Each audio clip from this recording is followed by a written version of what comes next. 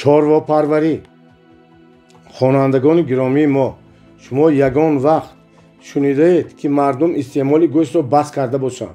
این امکان ناپذیر است. گوشت هنوز در زمان پیغمبران موسی و داوود خوراک انسان بود. گوشت در همین زمانها طلبات داشت و در آینده نیز طلبات خواهد داشت، اما باید به استحصال این محصولات در سطح معاصر مشغول شد.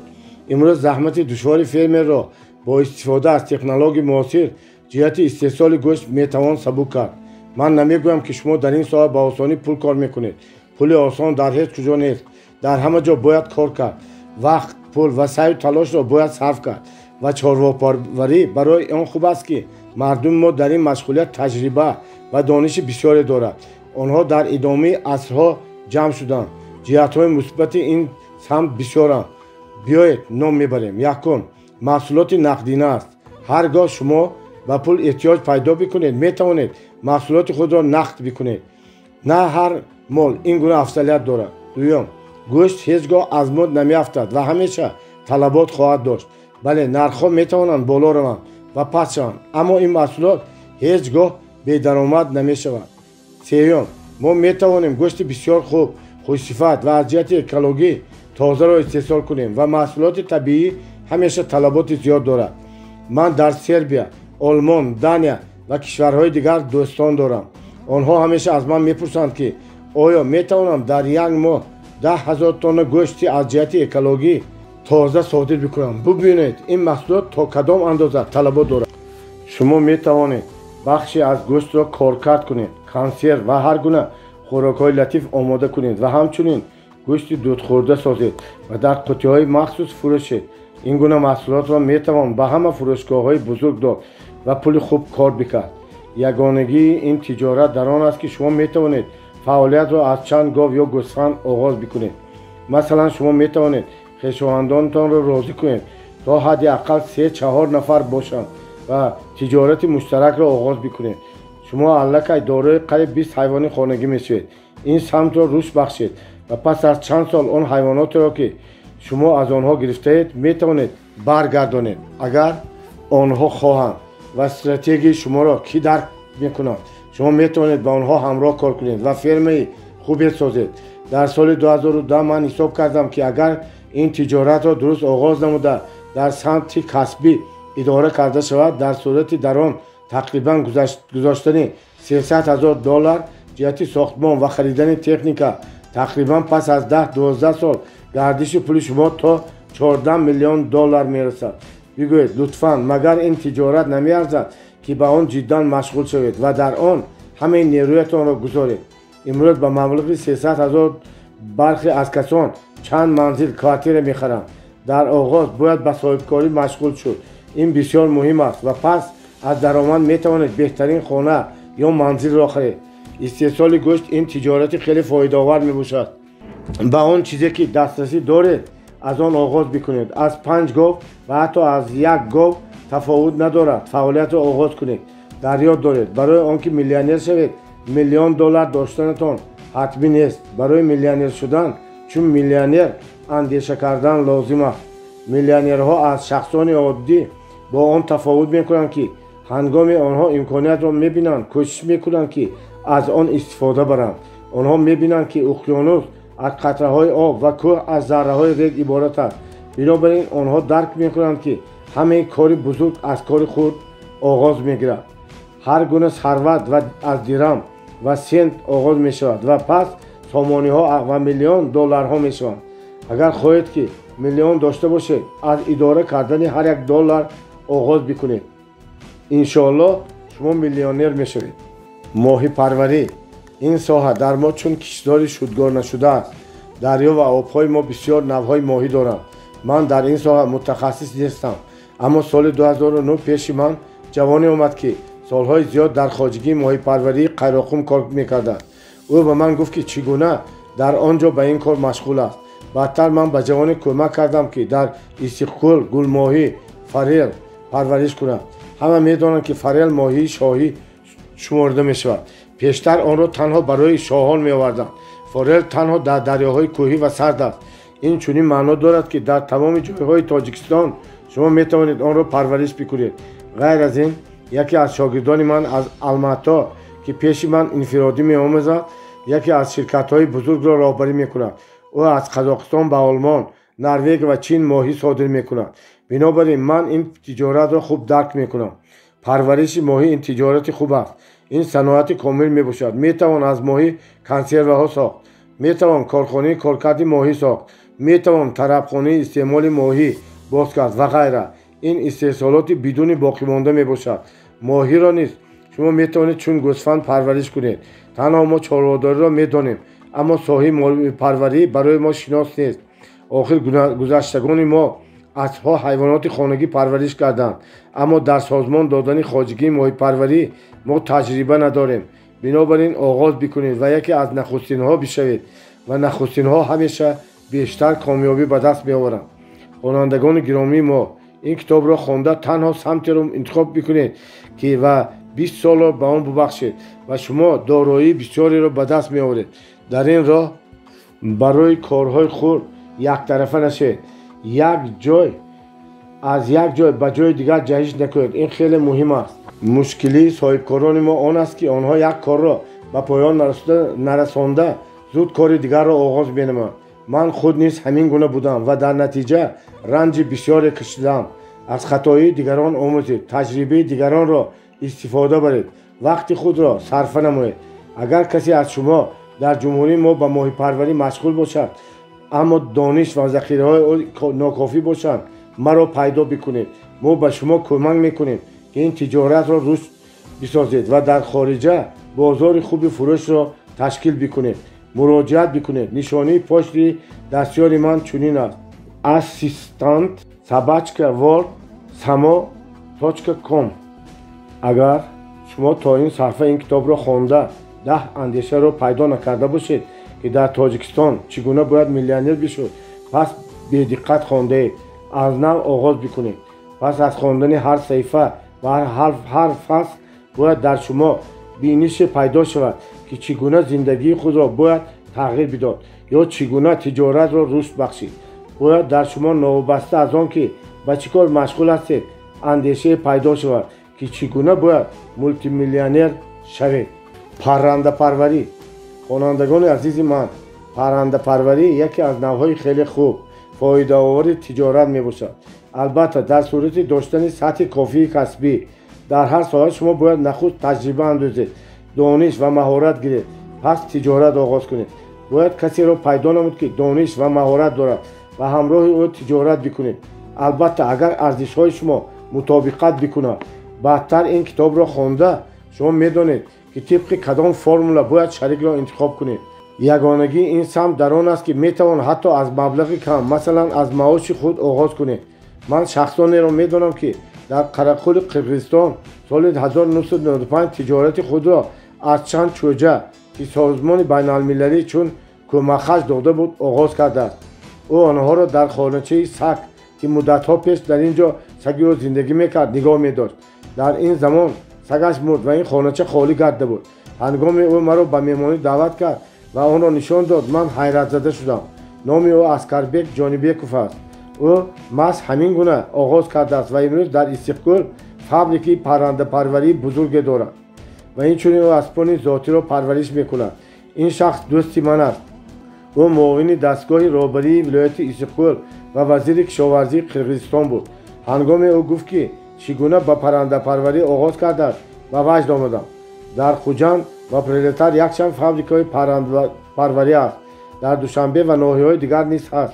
آنها در جمهوری ما کم نیستند، اما در هر صورت چون ما تخم مرغ را از کشورهای دیگر میگیریم تعداد این فابریکا بسنده نیست.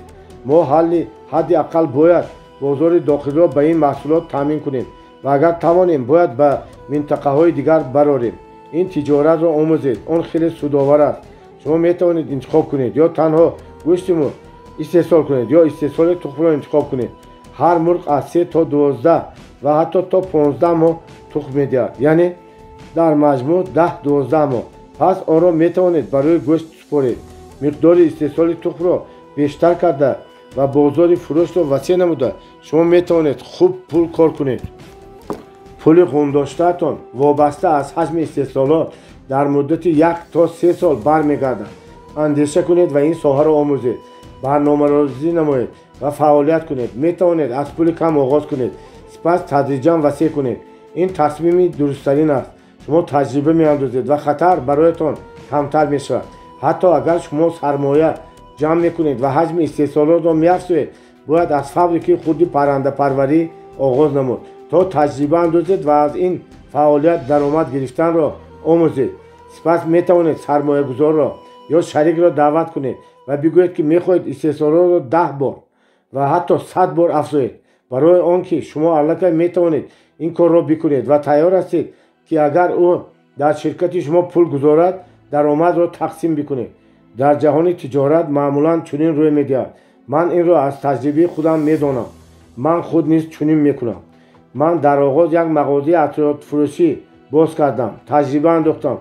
جهت‌های مثبت و منفی را آموختم و پس مقدار آن را تا 280 تا امروز رساندم. در آغاز بینای 50 آشیانه ساختم. سپس بینای 10 آشیانه ساختم و اکنون شهرک می‌سازم. در مورد شما اگر برایتان مبلغ نرسد که تجارت را وسیع نمایید، پس شریک را جلب نمایید. مرکزی لوجستیکی باررسانی. مرکز باررسانی یکی از نوع‌های سودآورترین تجارت است. شما تنها یک بار ترمینال یا مرکز تامیناتی می‌سازید، اما پس همیشه پول می‌گیرید. چون ما در راه بزرگ ابریشم قرار داریم، مرکز لوجستیکی برای گذاشتن سرمایه خیلی سودآور خواهد بود. همچنین شما می‌توانید شرکتی نقلیاتی باز بکنید. مردم هر سال بیشتر بار حمل و نقل می‌کنند. بنابراین شرکت نقلیاتی این تجارتی بدون باخت میباشد. شما خدمت میکنید و پول کار میکنید. آن تاجرانی که مدت‌ها پیش شرکت‌های نقلیاتی باز کردند، امروز شخصان خیلی کامیاب شدند. یکی از شاگردان من هنوز سال 1995 شرکت نقلیاتی باز کرده بود. خود سند سفارش‌ها را تهیه میکرد، خود قوطی‌ها را بار میکرد و میفرستاد. امروز او 47% حمل و نقل بار قزاقستان و بخشی از حمل و نقل تاجیکستان و ازبکستان را تامین میکند. او ماشین‌های باربر، وگن‌ها دارد. او به حمل و نقل هوایی و رساندن بار از طریق آب بر کشتی‌ها مشغول است. مواد نیروگاه برقی آبی راغون از چین آورده می شود. من دقیقاً می‌دانم که به حمل و نقل این مواد شرکت او مشغول است. گردش پول او مولتی میلیونی است. در سال 2009 و سال 2010 من شخصاً با او یک چند دوره آموزشی انفرادی برگزار کردم و همچنین یک چند روز با راهبران او مشغولیت برگزار نمودم. امروز این یگانه شرکت می باشد که در قزاقستان ترمینال خصوصی دارد. همه ترمینال های این کشور دولتی می باشند. شرکت او اتاسو نام دارد. دفتر اساسی آن در الماتا می باشد. حمل و نقل نقلیاتی بارها، مرکز حمل و نقل، مرکز بازرسانی، همه این سمت ها را می توان بسیار فایده آور نامید. اما برای آنکه شما به این سمت مشغول شوید، باید تمام نازکی های آن را آموزید و صاحب کسبی واقعی شوید. به من بیشتر سوال می‌دهند که کدام تجارت فایده‌ناکتر است. فایده‌ناکترین تجارت آن تجارت است که شما آن را خوب می‌دانید، می‌فهمید، درک می‌کنید و می‌توانید آن را انجام بدهید. مهارت خود را رشد دهید و در هر تجارت توانا خواهید بود. در دوره‌های آموزشی استاد ماهر مستر کلاس ما شرکت کنید. کوشش نمایید که در گروه آموزشی سالانه شرکت نمایید. امروز در زمانی که من این کتاب را می‌نویسم 283 نفر در آموزش‌های انفرادی شرکت می‌کنند. آنها در ساحه‌های گوناگون کار می‌کنند. یکی از آنها بشنوید. در 4 سال با کمک خداوند ما 27 میلیونر دلاری تربیت کردیم. اگر شما ببینید که برایتان استاد لازم است، کوشش کنید که در این گروه شرکت کنید. شاگردان ما از تمام گوشه جهان و منطقه‌های گوناگون میباشند. تماس و آشنایی در تجارت بسیار مسئله ها را حل میکند. نشانه پشت الکترونی دستیار من چنین است: اسیستانت سبچکا ورد سما نقطه کام. گرمخانه ها یکی از نوع‌های بسیار فایده‌ناک تجارت در تاجیکستان امروز گرمخانه ها میباشد. آنها را با تجهیزات گرانبها مجهز کردن حتمی نیست. از گرمخانه خود آغاز بکنیم.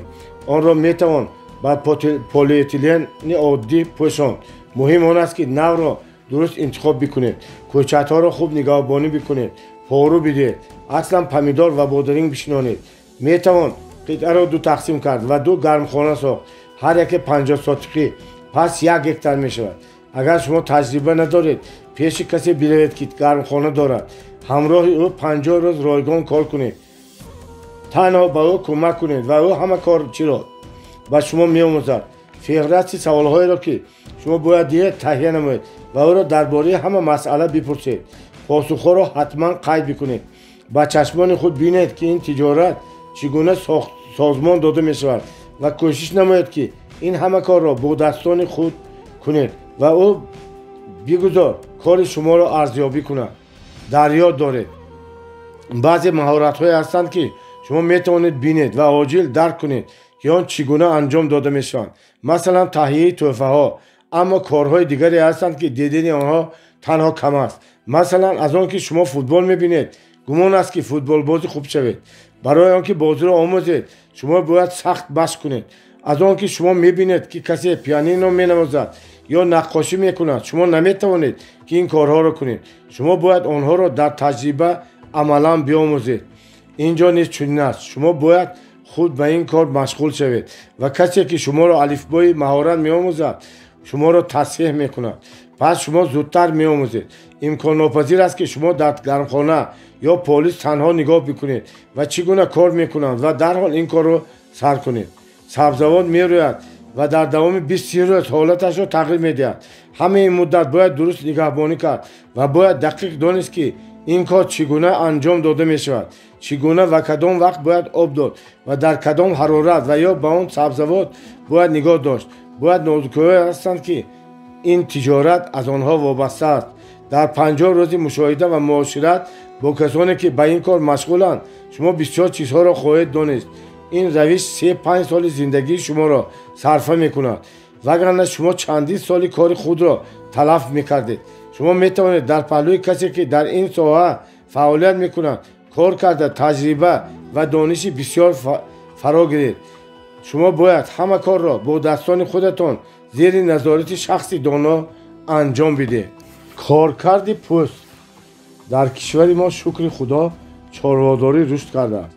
مردم ما هر روز خوراک گوشتدار میخورند. پوست خوش‌صفت را افغان‌ها و ترک‌ها میگیرند و باقی مانده‌اش را میپرتویند. هیچ کس نمیخواهد آن را کارکرد بکنند. شما چی میاندیشید؟ ترک‌ها و افغان‌ها پوست‌های خریده را چیکار میکنند؟ آنها آن را جزئی کارکرد میکنند. پوست‌های خوش‌صفت را به ایتالیا میفروشند و باقی مانده آن را در ترکیه میگذارند. از آنها نمتنه‌های پوستی، پایافزار، سومکا، کمربند و غیره میسازند. من در کارخانه و کمبینات‌های کارکرد پوست نه یک بار بودم و میدانم که این جریان چگونه میگذرد. در اینجا کار دشواری نیست. تنها کسی باید به این کار مشغول شود. پوست‌های کار کرده شده این برای پایافزار و محصولات چرمی مواد خام خوب میباشند. همه آماده‌اند که برای جهاز چرمی، سومکا، کمربند، غلاف، دیوان، کرسلوی چرمی پول دهند. من پول در کجاست؟ ما تنها آن را نمیبینیم و به روسیه رفته چون باربر کار میکنیم. همه این سالهای زیبای جوانی را با احتیاج میگذرانیم برای آنکه برنامه نداریم که چگونه باید ثروتمند بشود. ما استاد را جستجو نمیکنیم تا ما را بیاموزد.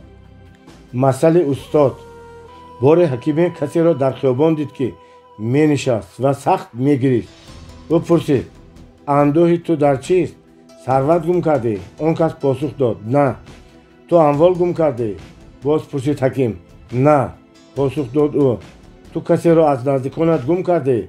سوال را ادامه داد حکیم. اما باز همان گونه پاسخ بشنوید. برای چی تو این گونه تلخ میگیری؟ حیران شده پرسید حکیم. من نتوانستم استاد پیدا بکنم. شرط بداد آن کس. مهمترین چیز در زندگی پیدا کردن استاد است. بدون او شما اشتباه زیاد صادر میکنید و حتی میتوانید راه را گم بکنید. استاد سالهای زندگی شما را صرفه میکند. استاد به کی لازم است؟ یکم، استاد به کسی لازم است که میخواهد تجارتش را تغییر دهد.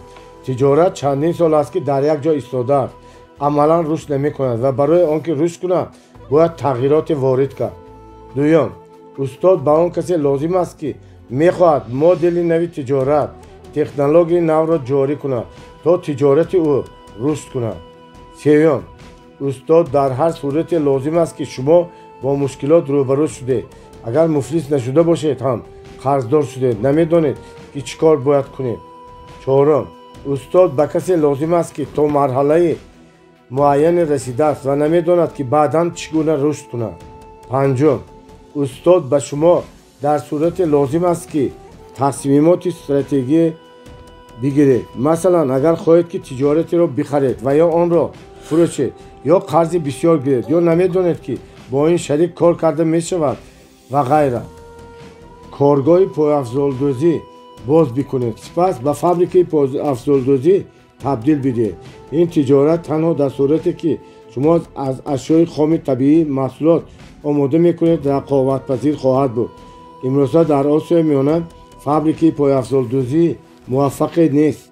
ба ширкатҳои муваффақи хориҷӣ ки дар ин соҳа кор мекунанд дӯстӣ бикунед. пешниҳод бикунед ки онҳо муассисаҳои муштарак бисозанд. дар марҳалаи аввал онҳо кӯмак мекунанд ки технологияи имрӯза ҷалб карда шаванд. ҳамчунин дар самти дуруст созмон додани кор ёрӣ медиҳанд. онҳо медонанд ки ҷараёни самарабахши истеҳсолотро чӣ гуна бояд роҳандозӣ кунед. бигузор дар марҳалаи аввал саҳми онҳо нисбати шумо беш бошад, аммо тадриҷан шумо метавонед саҳми онҳоро боз харед. бисёр соҳибкорон ҷиҳати васеъ намудани тиҷорати худ маҳз ин моделро истифода мебаранд. фабрикаи пойафзолдӯзии хуберо пайдо мекунед ва ба шарикони хориҷӣ пешниҳод мекунед ки дар Тоҷикистон ҳамроҳи шумо муассисаи муштарак боз кунанд. таҷрибаи онҳоро истифода намоед. аммо то ин марҳала бояд шумо коргоҳи коркарди пӯст дошта бошед. барои шумо таҷрибаи амалӣ лозим аст. барномаи хуби тиҷоратӣ таҳия кунед ва шарик ҷустуҷӯ кунед. бо кӯмаки худованд шумо ҳатман комёб мешавед. намуна барои пайравӣ. Раҳматов Қурбон. раҳматов Қурбон яке аз муваффақтарин тоҷирони кишвари мо аст. ӯ дар шаҳри Душанбе зиндагӣ мекунад. ман ба ин гуна шахсоне ки андешии дурнамо доранд мафтун мешавам. ман бо ӯ муошират мекунам. дарк кардам ки ӯ шахси равшанбин ва дурбин аст. ӯ дар тренинги ман ки дар Душанбе баргузор гардида буд ширкат кард. мо дар он ҷо шинос шудем ва дӯст гардидем. маҳз ӯ ва шариконаш ба Тоҷикистон бренди Ашанро ки яке аз машҳуртарин брендҳои ҷаҳонӣ мебошад оварданд. коркарди пӯст. дар кишвари мо шукри худо чорводорӣ рушд кардааст. мардуми мо ҳар рӯз хӯроки гӯштдор мехӯранд. пӯсти хушсифатро афғонҳо ва туркҳо мегиранд ва боқимондаашро мепартоянд. ҳеҷ кас намехоҳад онро коркард бикунад. шумо чӣ меандешед? туркҳо ва афғонҳо пӯстҳои харидаро чӣ кор мекунанд? онҳо онро ҷузъаи коркард мекунанд. пӯстҳои хушсифатро ба италиё мефурӯшанд ва боқимондаи онро дар Туркия мегузоранд. аз онҳо нимтанаҳои пӯстӣ, пойафзол, сумка, камарбанд ва ғайра месозанд. ман дар корхона ва комбинатҳои коркарди пӯст на як бор будам ва медонам ки ин ҷараён чӣ гуна мегузарад. дар ин ҷо кори душворе нест. танҳо касе бояд ба ин кор машғул шавад. пӯстҳои коркардашуда ин барои пойафзол ва масолаҳои чармӣ маводи хоми хуб мебошад. ҳама омодаанд ки барои ҷиҳози чармӣ, сумка, камарбанд, ғилоф, диван, креслои чармӣ пул бидиҳанд. мана пул дар куҷост? мо танҳо онро намебинем ва ба Россия рафта чун борбар кор мекунем. ҳама солҳои зебои ҷавониро ба эҳтиёҷ мегузаронем, барои он ки барнома надорем ва чӣ гуна бояд сарватманд бишуд. мо устодро ҷустуҷӯ намекунем то моро биомӯзонад. масали устод. бори ҳакиме касеро дар хиёбоне дид ки менишаст ва сахт мегирист. ӯ пурсид: андӯҳи ту дар чист? сарват гум кардаӣ? он кас посух бидод: на. ту амвол гум кардаӣ? боз пурсид ҳаким. на, посух бидод ӯ. ту касеро аз наздиконат гум кардаӣ? саволро идома бидод ҳаким, аммо боз ҳамон гуна посухро бишунид. барои чӣ ту ин қадар талх мегирӣ? ҳайрон бишуд ҳаким. ман натавонистам устод пайдо кунам, шарҳ бидод он кас. муҳимтарин чиз дар зиндагӣ пайдо кардани устод аст. бидуни ӯ шумо иштибоҳи зиёд содир мекунед ва ҳатто метавонед роҳро гум бикунед. устод солҳои зиндагии шуморо сарфа мекунад. устод ба кӣ лозим аст? якум, устод ба касе лозим аст ки мехоҳад тиҷораташро тағйир диҳад. тиҷорат чандин сол аст ки дар як ҷой истодааст, амалан рушд намекунад ва барои он ки рушд кунад бояд тағйироте ворид кард. дуюм, устод ба он касе лозим аст ки мехоҳад модели нави тиҷорат, технологияи навро ҷорӣ кунад то тиҷорати ӯ рушд кунад. сеюм, устод дар сурате лозим аст ки шумо бо мушкилот рӯбаро шудед.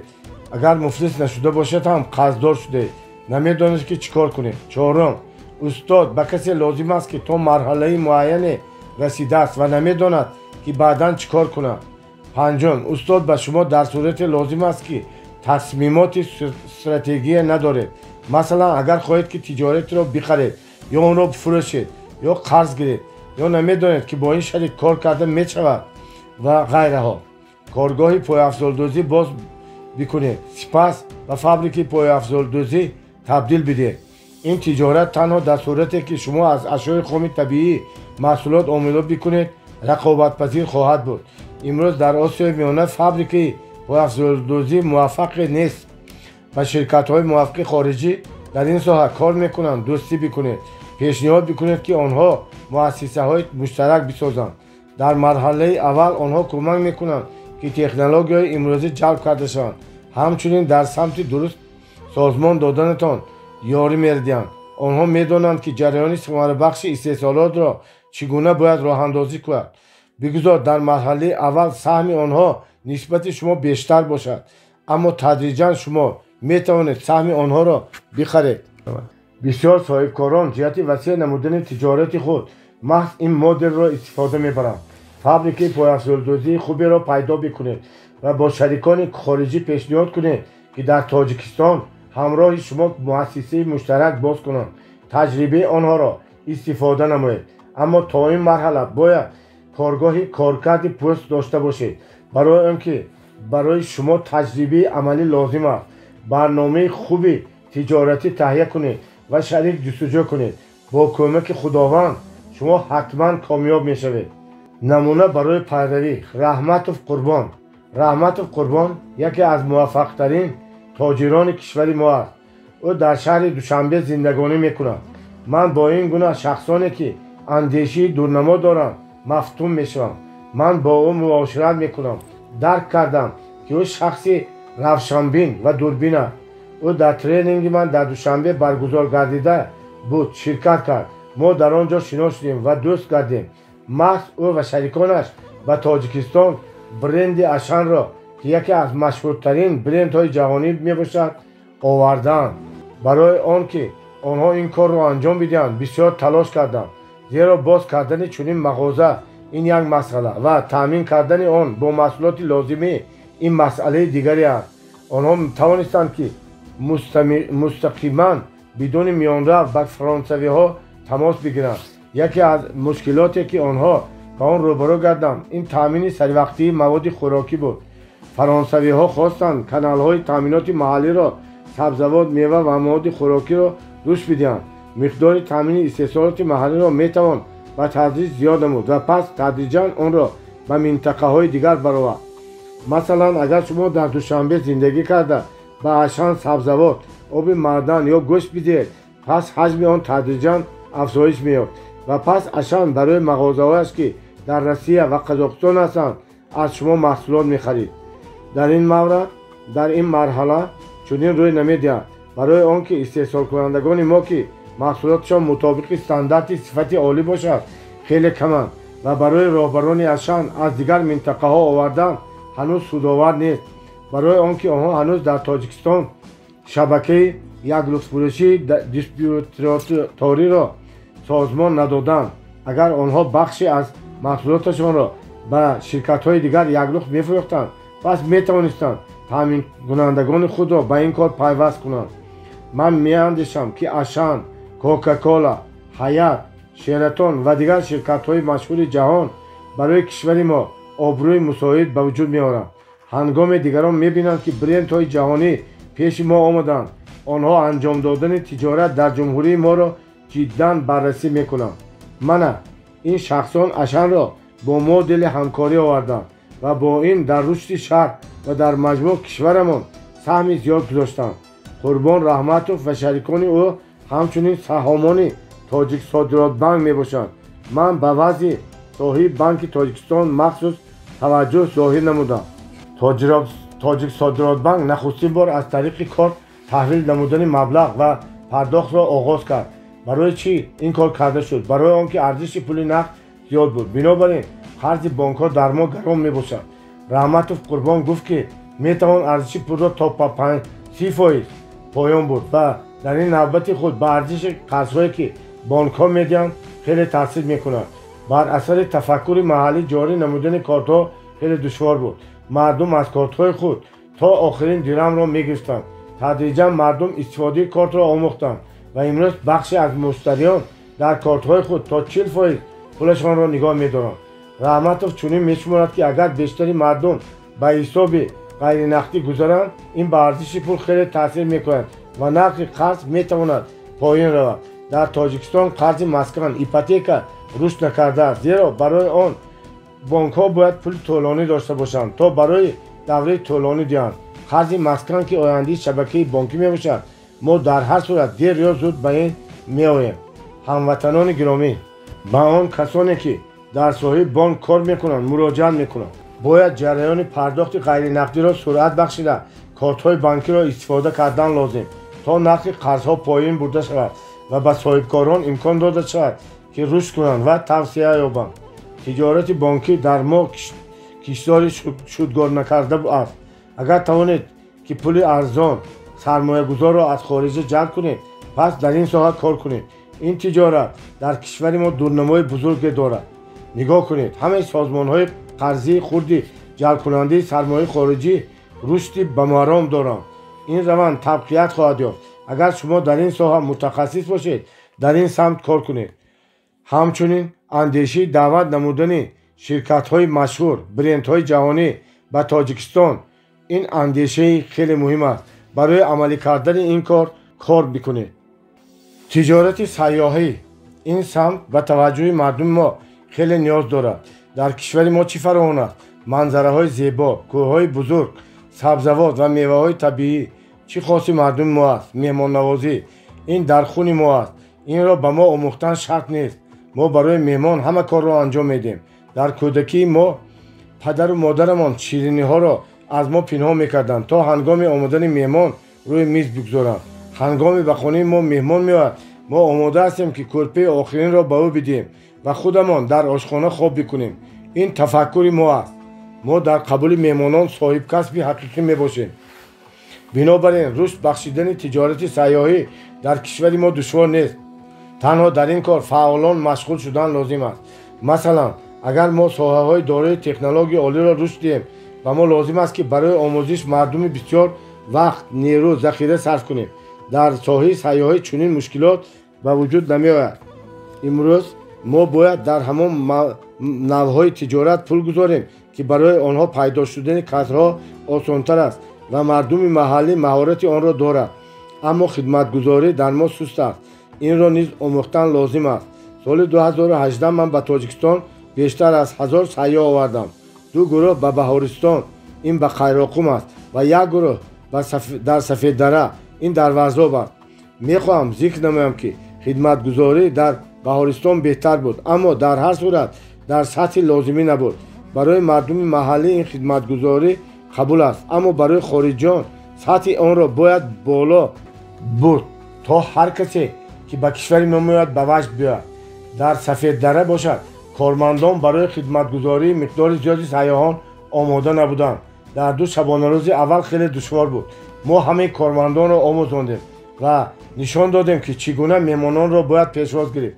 تنها در روز 5 همه کارها آن گونه که میخواستیم خوب شد. اگر شما به این گونه تجارت مشغول شوید و مهمانان را در سطح بین المللی پذیرید، شما باید خدمتگزاری را به سطح عالی بردارید. از جمله باید هم تازگی، هم آداب، هم سرعت خدمتگزاری باشد. میتوان نوعهای گوناگون سیاحی را رشد داد. تنها باید ناحیه خود را با توجه آموخته зербин ва инфраструктураи хуб сохтан лозим. чунин хати сайри тарҳрезӣ бикунед ки барои меҳмонон ҷолиб бошад. бояд роҳбарандоне омода бошанд ки ҳама ҷойҳои диданӣ ва таърихиро кишварро бидонанд. навъҳои сайёҳие ки метавон дар кишвари мо рушд дод. якум истироҳати хонаводагӣ. мардум бояд ба кишвари мо хонаводагӣ биёянд. тоҷикистон бояд барои истироҳати хонаводагӣ ҷойи ҷолиб бошад. барои барқарор намудани саломатӣ мо ҳамаи шароитро дорем. маҳсулоти табиӣ, мева ва сабзавоти аз ҷиҳати экологӣ тоза, ҳавои тоза ва кӯҳӣ, оби блурини тоза.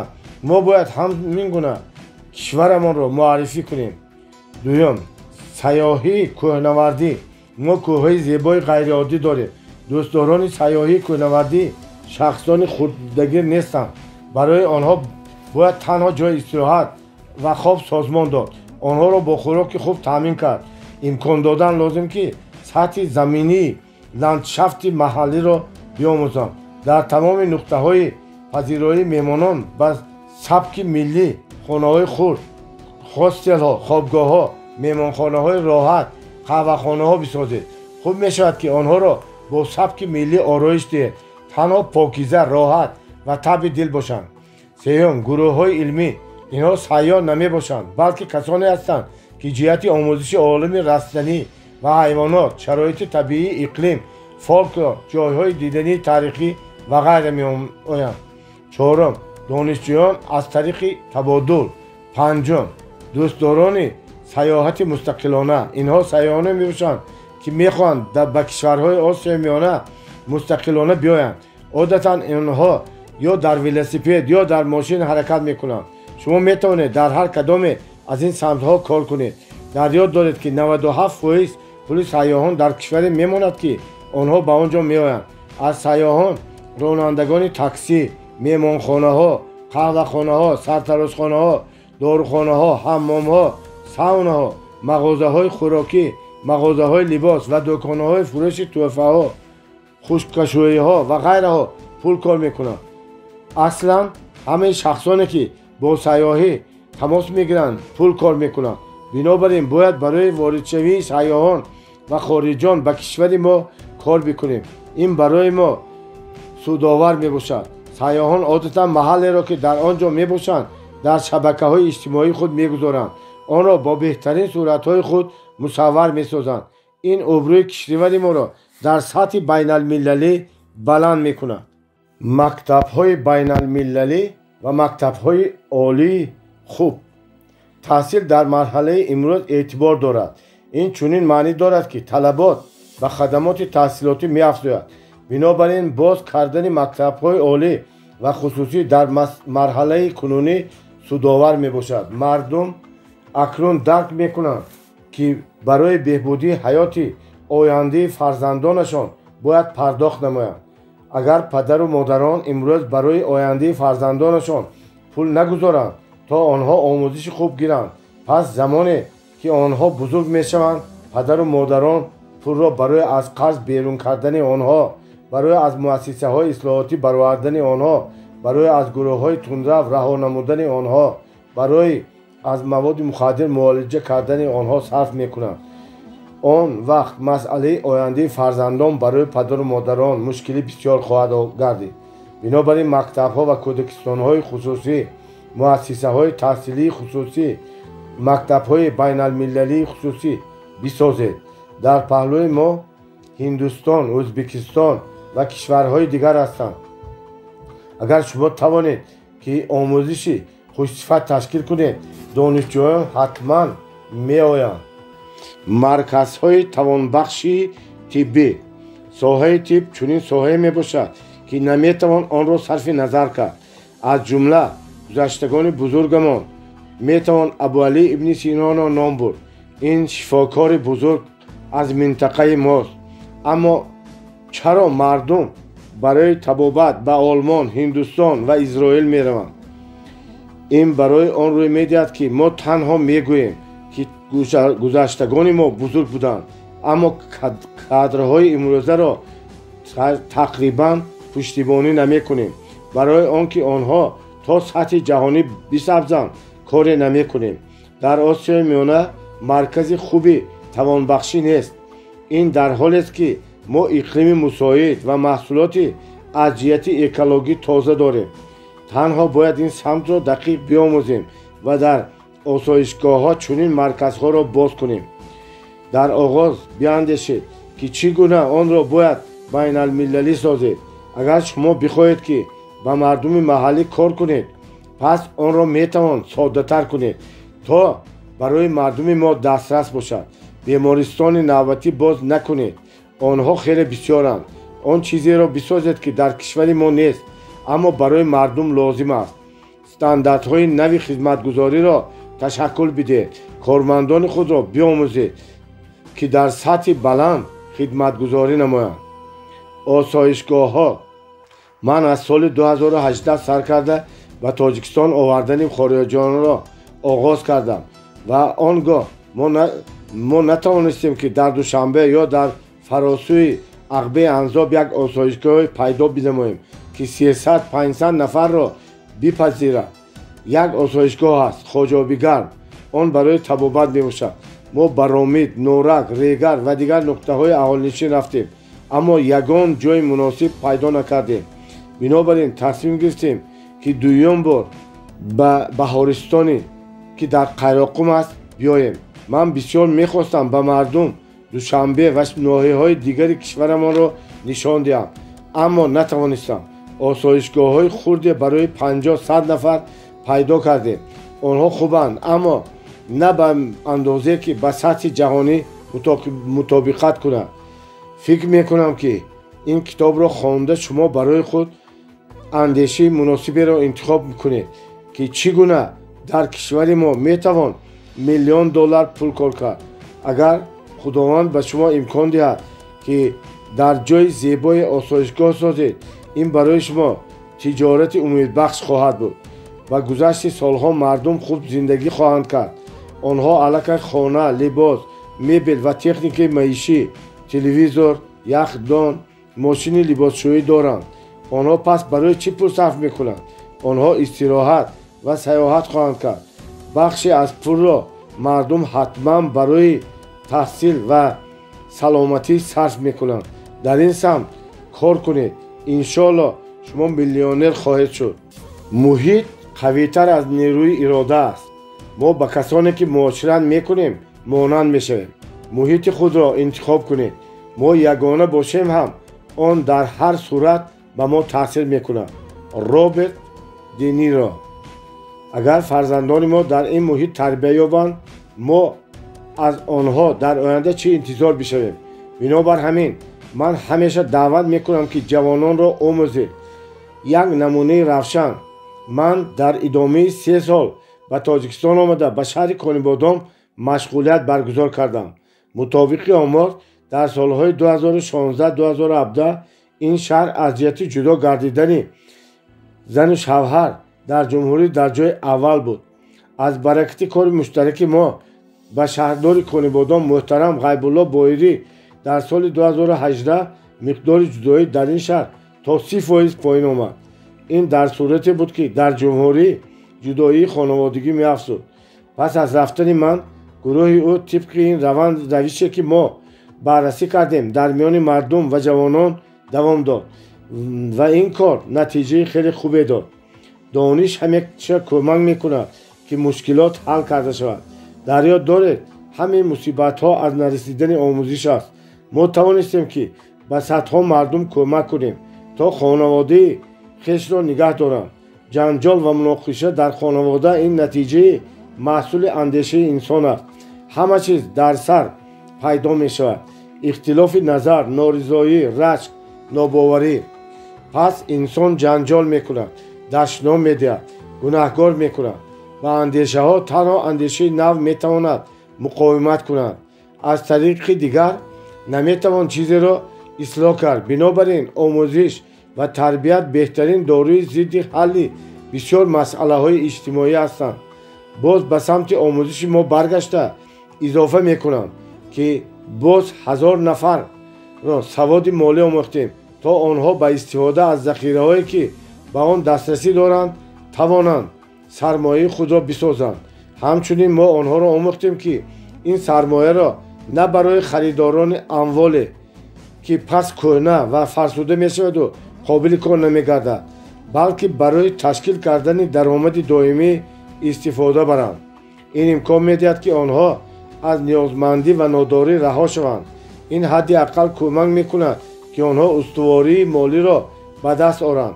مردم از جهت مالی باسواد این در آینده ضمانت رشد اقتصادی کشور ما است.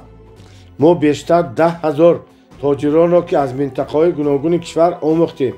40-50 نفر از هر ناحیه و مرکز ولایت دعوت نمودیم.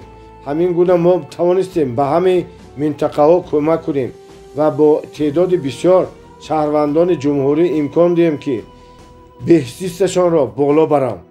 از 1000 نفر شخصان آموزش دیده حداقل 10% و این 100 نفر شرکت کننده است.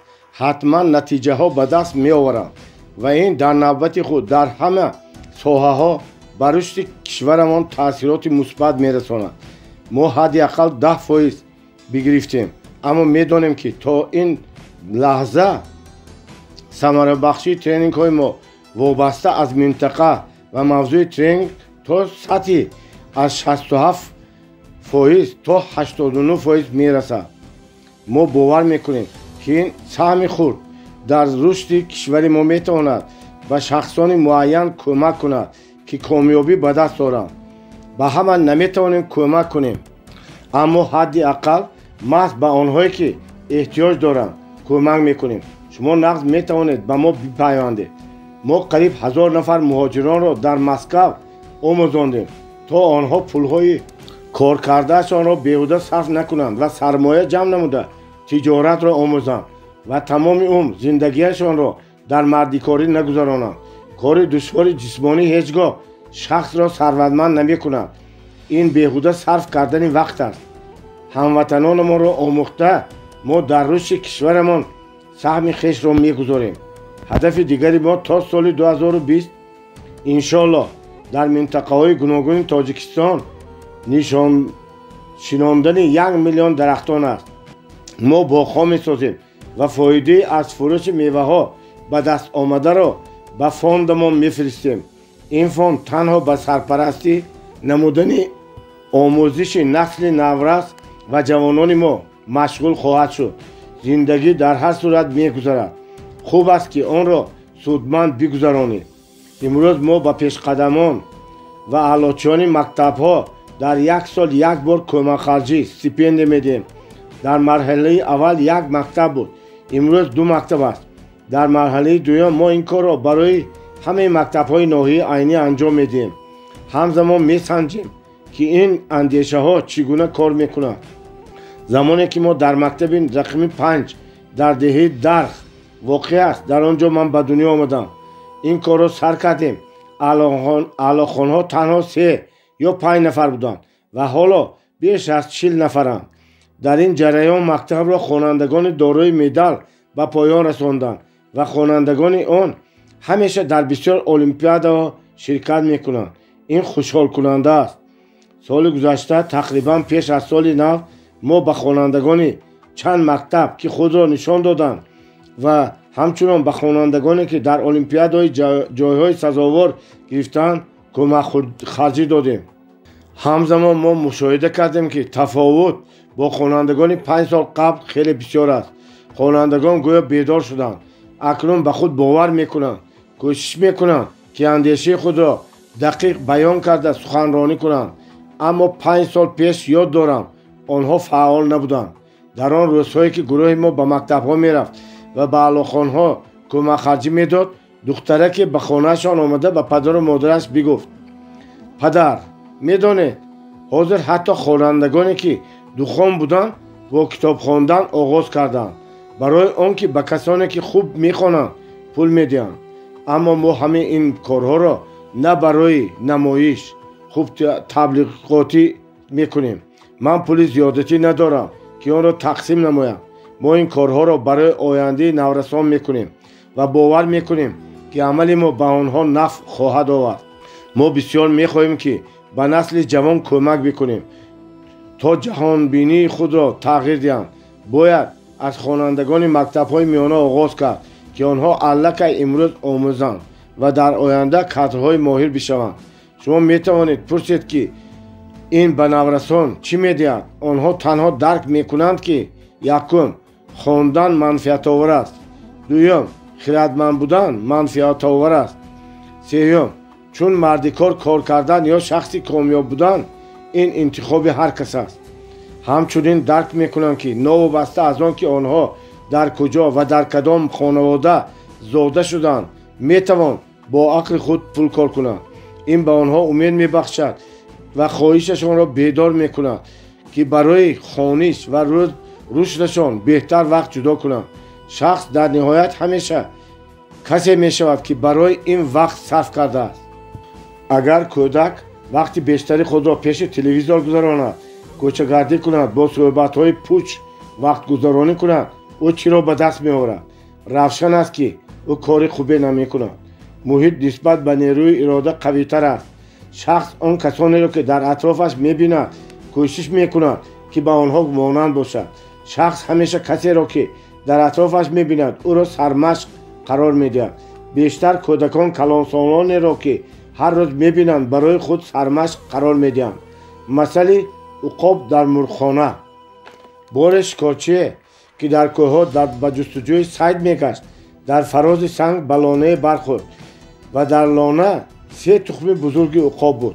او می‌دانست که رفتار نادرست می‌کند، اما امید فریبنده برعکس پیروز شد و او یکی از تخم‌ها را گرفته در کلبارش گذاشت. سپس او پایین شده به خانه آمد و تخم عقاب را زیر مرغان گذاشت. امشب مرغ کرک روی تخم بزرگ نشست که مانند آن در یگان مرغخانه نبود. از این خروس بسیار افتخار میکرد. پس از مدت تخم کفید و چوجه برآمد و چق جهان را بدید. آن بر پایهای نازکش ایستاد و مرغ کرک را دیده مادر خطاب کرد و عقابک با برادران و خواهران چوجهش کلان شد. آن همه عملهای را که چوجه باید انجام دهد یاد گرفت. خوخو میکرد و به دانه ها نول میزد و نولش را به کثافت میخلاند تا کرم یا یگان چیزی خوردنی پیدا کند. با سر و صدا بال میزد، چند قدم پرواز کرده و چنگ و غبار بر زمین مینشست. او به همه آن چیزهایی که چوجه ها باور میکردند قبلا باور میکرد. بار عقابک که میاندیشید او چوجه است و آسمان نگریست. در فراز آسمان در جریان هوای شفاف عقاب بالهای طلایش را شاده بود و بال میزد. این کی است؟ پرسید و به مرغ کرک نگریسته. او بزرگ است. چی نیروی و چی زیبایی، چی بزرگی در هر حرکت بالهای او، در هر جنبش بالهای او. این عقاب است. پاسخ داد مرغ: شاه پرندگان، این پرنده آسمانی است، اما تنها مرغ هستیم. ما پرنده زمینی هستیم. با دنبال عقاب پرواز کننده نگریسته عقابک نفس کشید و گفت: چی افسوس که من عقاب زاده نشدم. او میخواست از اندوه بگرید. همین گونه عقابک چون مرغ زندگی کرد و مرد، برای آنکه همیشه میاندیشید که او مرغ است. بر این مثال که درباره عقاب است اندیشه کنید. آن سرنوشت مرغ را پذیرفت و این نقش را اجرا کرده تمام زندگیش را گذراند. سبب در چیست؟ زیرا تنها در مرغخانه میان چوجه ها و مرغان بزرگ شد. او زندگی دیگر را نمیدانست. هموطنان گرامی من، بسیاری از شما از لحاظ طبیعت عقاب هستید. برای آنکه شما با استعدادید، تنها با سبب آنکه شما در میان شخصان ترسو، شخصان به خود ناباور، در میان شخصانی که تنها دیگران را تنقید میکنند از وضعیت شکایت میکنید و همه اطرافیان را گناهکار میسازند. در میان شخصانی که گمان میکنند که در ما یگان کار قابل ملاحظه کرده نمی شود و کامیابی به دست آورده نمی شود بزرگ شده. شما سرنوشت مرغ را پذیرفتید و خود را وادار میکنید که در ناداری زندگی بکنید. این را سرنوشت خود می شمارید. نه عزیزان من، این سرنوشت شما نیست. این انتخاب شما است. شما انتخاب میکنید که که چگونه باید زندگی کرد، چون مرغ یا چون عقاب. هر یکی شما نیرو و قابلیت بزرگ، استعدادی کشف نشده داره. حداقل شما در زندگی از خود یک بار پرسیده می توانید که آیا شما در این لحظه عقل و استعداد خود را استفاده می برید؟ شما نسبت به آن که امروز می نمایید بیشتر با عقل هستید و باید که نسبت به امروز بهتر زندگانی کنید. من به این باوری دارم. مردم ما یکی از با استعدادترین مردم جهان است. تنها با سبب آنکه در مردم ما قابلیت همراه کار کردن رشد نکرده است، این استعدادها همچنان استفاده نبرده میمانند. تمام عمر خود را آنها برای اختلاف نظر، محلگرایی و تکبر صرف میکنند. از اینها و این را افتخار مینامند. هموطنان عزیز من، گذشتگانمان را باید رها کنیم. باید به نسل جوان امکان دهیم که نسبت به ما بهتر زندگی کنند و برای این باید به آنها نمونه های نیک نشان داد. باید به آنها امید بدهیم، باوری آنها را تحکیم ببخشیم که نسبت به ما کامیابتر خواهند شد. آنها تشکل دادن آینده ملت و وطن ما را باید بیاموزند. برای این باید ما محیط بسازیم که فرزندانمان به محبت به کشور و باور به آینده درخشان وطن بزرگ به وای رسند. هر کودک باید که این گونه نمونه های مثبت الهام بخش را در زندگی واقعی ببیند. تنها خود را تشکل داده او میتواند تغییر بیابد و جهانبینی درست را پیدا کند. او کتاب های گذشتگان ما را بیشتر خوانده جهان درونیش را رشد میدهد. در او قابلیت اندیشه کردن و تحلیل نمودن رشد میکند. او بیشتر به خود باور میکند.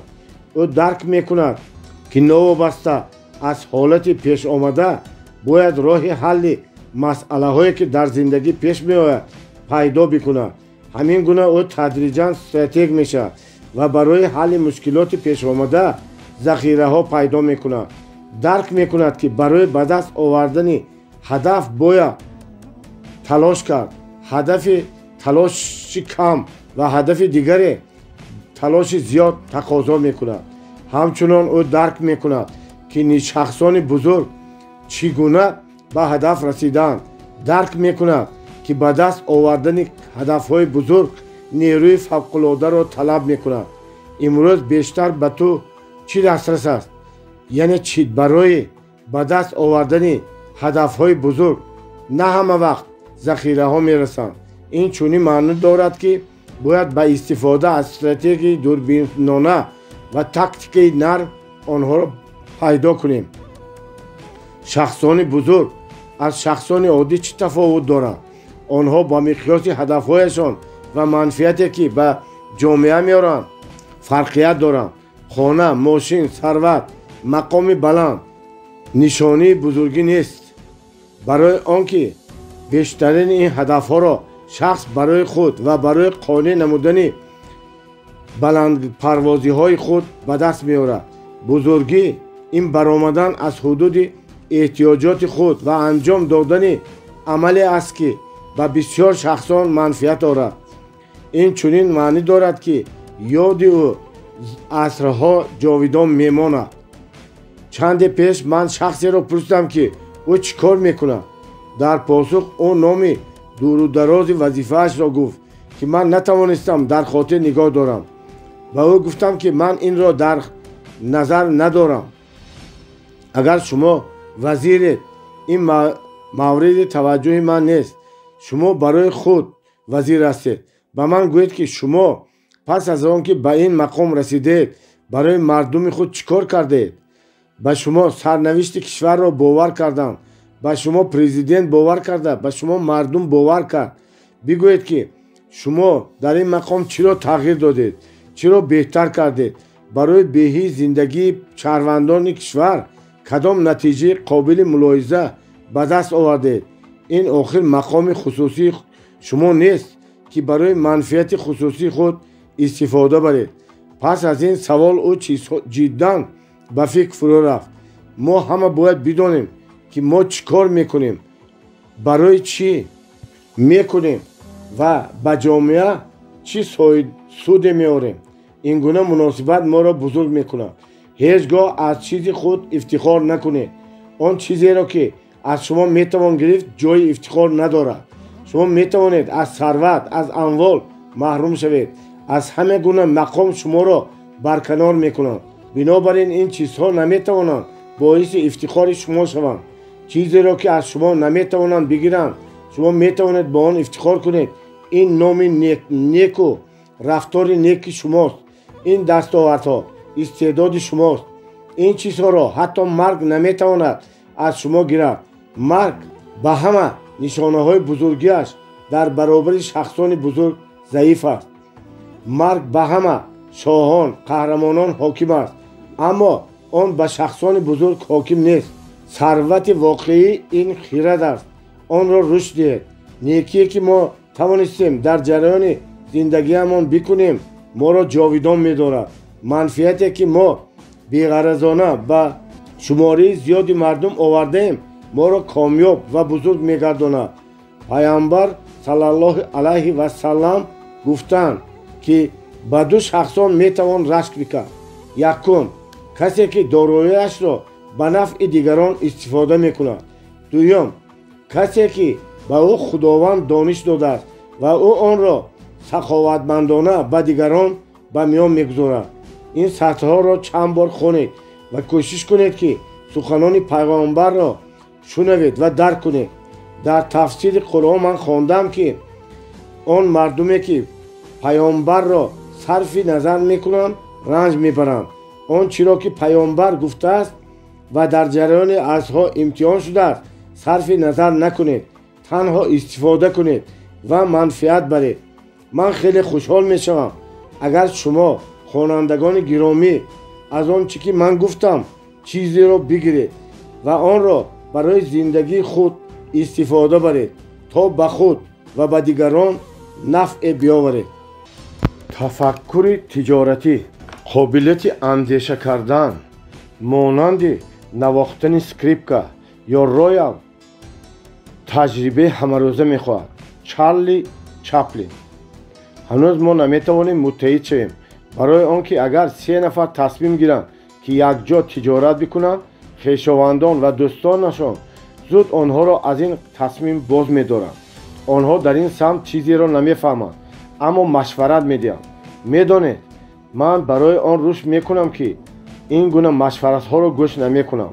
тафовут надорад ки кӣ машварат медиҳад, дӯстон, ҳамсар ва ҳатто модар. ман касонеро ҷустуҷӯ мекунам ки ба арзишҳои ман шариканд ва танҳо ба онҳо кор мекунам. ҳамсарам дар сатҳи худаш дарк мекунад. барои ӯ тиҷорат ин даҳшат аст.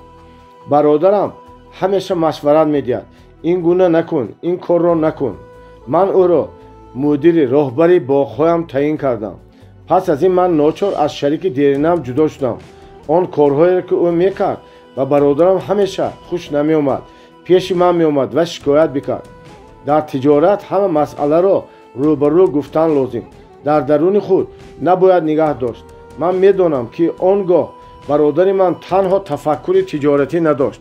бинобар ин ӯ ин гуна хатоиҳоро содир намуд ва ниҳоят агарчи бо баҳои хатоиҳо ва талафот ман ба бародарам тиҷорат карданро омӯхтам, аммо нисбат ба он ки дӯстони наздикатро аз даст медиҳӣ беҳтар аст ки пулатро аз даст диҳӣ. барои он ки пулро метавонӣ баргардонӣ, аммо барқарор намудани муносибот хеле душвор аст. акнун мо боғи зебо дорем ки ҳосили бисёре медиҳад. ростӣ барои омӯзиш бисёр вақт сарф шуд, аммо ин хароҷоти чунин ҳолат мебошад. яке аз ҳамсоягони мо аз ман қитъаи замин харид ва боғи шукӯҳманде сохт ки кас ҳасад мекунад. ман дафъатан ба бародарам гуфтам, бубин, ӯ дар 4 сол боғе сохт ки мо дар 9 сол бисохтем. ӯ инро аз баракати донишаш кард. ин чунин маъно дорад ки агар шумо хоҳед дар тиҷорат комёб шавед, пас бояд дониш ба даст оред. танҳо дониш метавонад роҳи комёбиро кӯтоҳ кунад. пештар мардуме ки дар ҷаҳон парешон буданд, тибқи миллат муттаҳид мешуданд. ҷомеаи аврупоӣ, ҷомеаи чинӣ, جامعه ایرلندی و غیره. این نمونه مقیاس جهانی است. ما آخر نیز این را داریم. محلگرایی تقسیم طبق منطقه ها، تو از خوجند، تو از غرم، تو از پامیر، تو از کلاب و غیره. عزیزان من، باید از تفکر خویشاوندی و تفکر تجارتی بگذشت. من تمام کشورها را طی کردم و چنین نقطه را درک بکردم. 10-20 دقیقه اول به اشخاص جالب است که تو کی و از کدام ملت هستی. پس توجه میکنند که تو چگونه انسان هستی و آیا ارزش دارد که با تو کار کنند و دوستی نمایند. اکنون مردم را نه ملت و نه جای تولد بلکه ارزش های معنوی متعیین میکنند. نوازندگان همه جهان کسانی را جستجو میکنند که با آنها میتواند کار بکنند. برنامه سازان را جستجو میکنند. استحصال کنندگان را جستجو میکنند. شاید شما الکی مشاهده کردید که با خویشاوندانتان موضوع صحبت ندارید. آنچه که به شما جالب است نه همیشه به آنها جالب میباشد. ارزش های آنها گاه با ارزش های شما موافقت میکنند، بیشتر موافق نیستند. بنابراین ما با آنها تنها در جشن های عروسی یا مراسم خاکسپاری معاشرت میکنیم. همراه آنها بسیار وقت نمیگذرانیم. در آینده مردم را نه منطقه که تولد شدند بلکه ارزش های معنوی و نفع عمومی متعیین میکند. کسانی را جستجو کنید که ارزش هایشان مانند ارزش های شما است. همراه کار بکنید. کارتان پیشرفت میکند.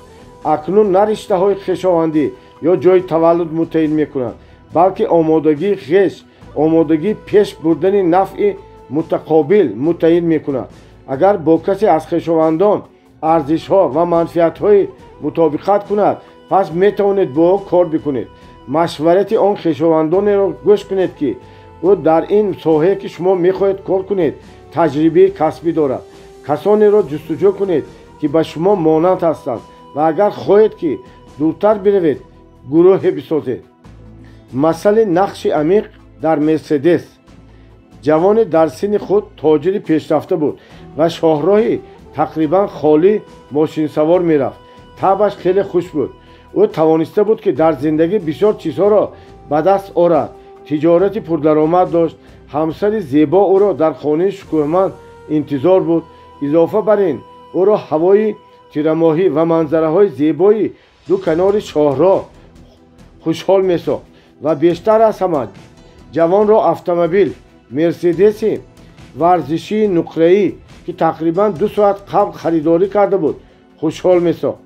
و ناگاه او در کنار راه دو کودک را دید. یکی به گرد و غبار می‌نشست، دیگری دست بالا می‌کرد تا ماشین را باز دارد. نه کودکان، اندیشه می‌کرد تاجر، ماشین من 2 جای دارد و اصلا شما چرکینید. چگونه در ماشین من میشینید؟ یکی در گرد و غبار افتاده است. چگونه چرکینیه؟ مادران باید لباس آنها را بشویند. و مرسدس نقرگی از نزد پسرکی که دست بالا میکرد و فریاد میزد آهسته گذشت و آماده تیز کردن سرعت بود. در این لحظه به در نقره آن سنگ برخورد و نقش عمیقی گذاشت. صدای ترمز کنار راه. جوان مانند پروژین از ماشین بجست. پیش کودکی آمد که سنگ انداخته بود. از شانه او داشت او را تکان بداد و به او داد زد. تو چی کردی ابله؟ تو میدانی نرخ این ماشین چند است؟ تعمیر این ماشین را به من کی پرداخت میکند؟ بگو کی؟ ببخشید، پاسخ داد پسرک. من نمیخواستم شما را رنجانم یا اموال شما را خراب کنم. تنها برادر من معیوب است. او نمیتواند راه رود. او حاضر از کلیکسکش افتید و من نمیتوانم که او را بردارم و به آن گذارم. ما در این راه الکی 2 ساعت هستیم و حالا شام می شود و دیگر ماشین ها رفت آمد نمی کنند. هیچ کس نمی ایستد و شما نیز اگر من سنگ نمی انداختم باز نمی ایستادید. جوان تاجر که رنگ و رایش پریده بود، پسری که در گرد و غبار نشسته را خاموش برداشته و کلیسک گذاشت. باید چیزی می گفت اما در گلویش چیزی بود.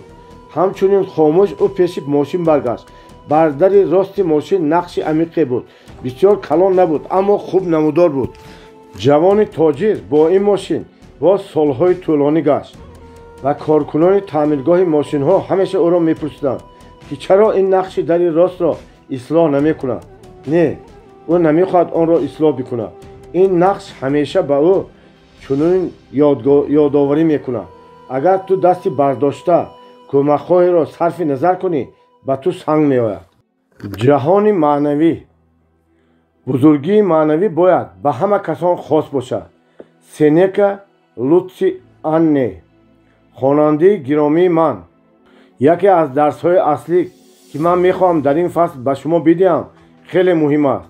قانون‌های هستند که نوابسته از آن که ما به آن راضی هستیم یا راضی نیستیم عمل میکنند. آنها نوابسته از آن که ما آنها را درک میکنیم یا نمیکنیم عمل میکنند. این تنها حقیقت عینی است.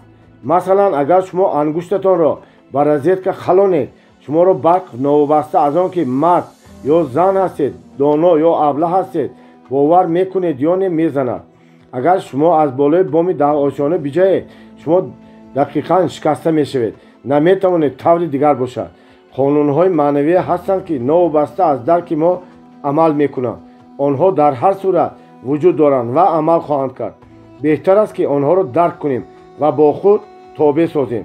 سالهای زندگی من، تجربه شخصی و آموزش کتاب‌های مقدس این فرضیه را اثبات و تصدیق میکند.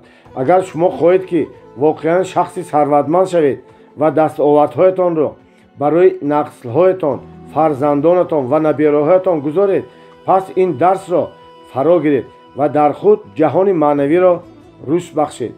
مثلا وقتی ما میخواهیم شخص کامیاب، متخصص ماهر شویم، در مکتب مؤسسه عالی میخوانیم و پس ذهن اکادمیکیمان را رشد میدیم برای آنکه واقعا در پول کامیاب شوید و آنچه را که به دست آوردید نگاه داشته توانید. باید جهان معنویتان را رشد دهید. در خودتان مناسبت عادلانه و جهان را تشکل بدهید. در این باره من در تفسیر قرآن خواندم: نوابسته از خواهش شخصی ثروتمند و همدردی به نادار در عدالت استوار باشید. آخر خداوند حالت هر کس را بهتر می‌داند. اگر در شریکی کار میکنید، همیشه نقطه نظر عادلانه را پشتیبانی کنید. مخصوصا هنگامی که شما میخواهید بیشتر از حقتان گیرید. در مناسبت خانوادگی نیز با عدالت باشید. از خانواده نسبت به آن مقداری که میدهید بیشتر نگیرید. در مناسبات با خویشاوندان و دوستان با احتیاط باشید. حلال و حرام را فرق کنید. پاکیزه رفتار و پاکیزه کار باشید. آن چرا که خود کار نکرده به خانه نآورید. با آن چیزی که با زحمت با شرفانه به دست نآمده است فرزندانتان را نخورانید. این همه شیرین و جالب می‌نماید. بنابراین کس می‌خواهد که کوشش نکرده آن را بگیرد، اما در نتیجه این رفتار نسبت به آن که تصور می‌کردید بسیار گران تمام می‌شود. نمونه می‌آورم. من شخص دانشمند هستم و قانونیت‌های زندگی و طبیعت انسان‌ها را چندین سال است که می‌آموزم. من زندگی نامه‌ای بیشتر از 100 نفر راهبران سرخاز، کلخاز و حتی بریگادیران، رئیسان کارخانه و مؤسسه‌های گوناگون را با توجه آموختم. مشاهده من این را نشان می‌دهد وقتی شخص مالکیت بیگانه را می‌گیرد یا اینکه آن چیزی که به مردم وابسته است از خود می‌کند و وقتی شریکانش را فریب می‌دهد و اصول عدالت را ویران می‌کند، او نهایت رد معرکه خواهد شد. بله، او به این پولها خانواده‌اش را می‌خوراند و از 7 تا 15 سال کارهایش پیشرفت می‌کند. زندگی براحت، لذت کامل، اما پس جریانی برعکس آغاز می‌شود. نهایت او رنج‌های بسیار می‌بیند. وقتی شخص کاری ناروا می‌کند، خوراک ناحق را می‌خورد، این حرام است. پس خداوند تفکر او را محدود می‌سازد. شاید شما کسانی را که برای بی‌وجدانی، رشوه، باج و خراج، فریب، پول کار می‌کردند می‌شناسید. معلوم می‌شود که آنها فرزندانشان را با پول بی‌شرفانه کار کردهشان می‌خورانند. در نتیجه تفکر این کودکان حتما سست می‌شود. درکشان ضعیف می‌شود. ذهنشان کند می‌شود. дар чунин хонаводаҳо як кӯдак аз рӯз боз мемонад ё касе аз хонаводаи ӯ ба бемории вазнин гирифтор мешавад.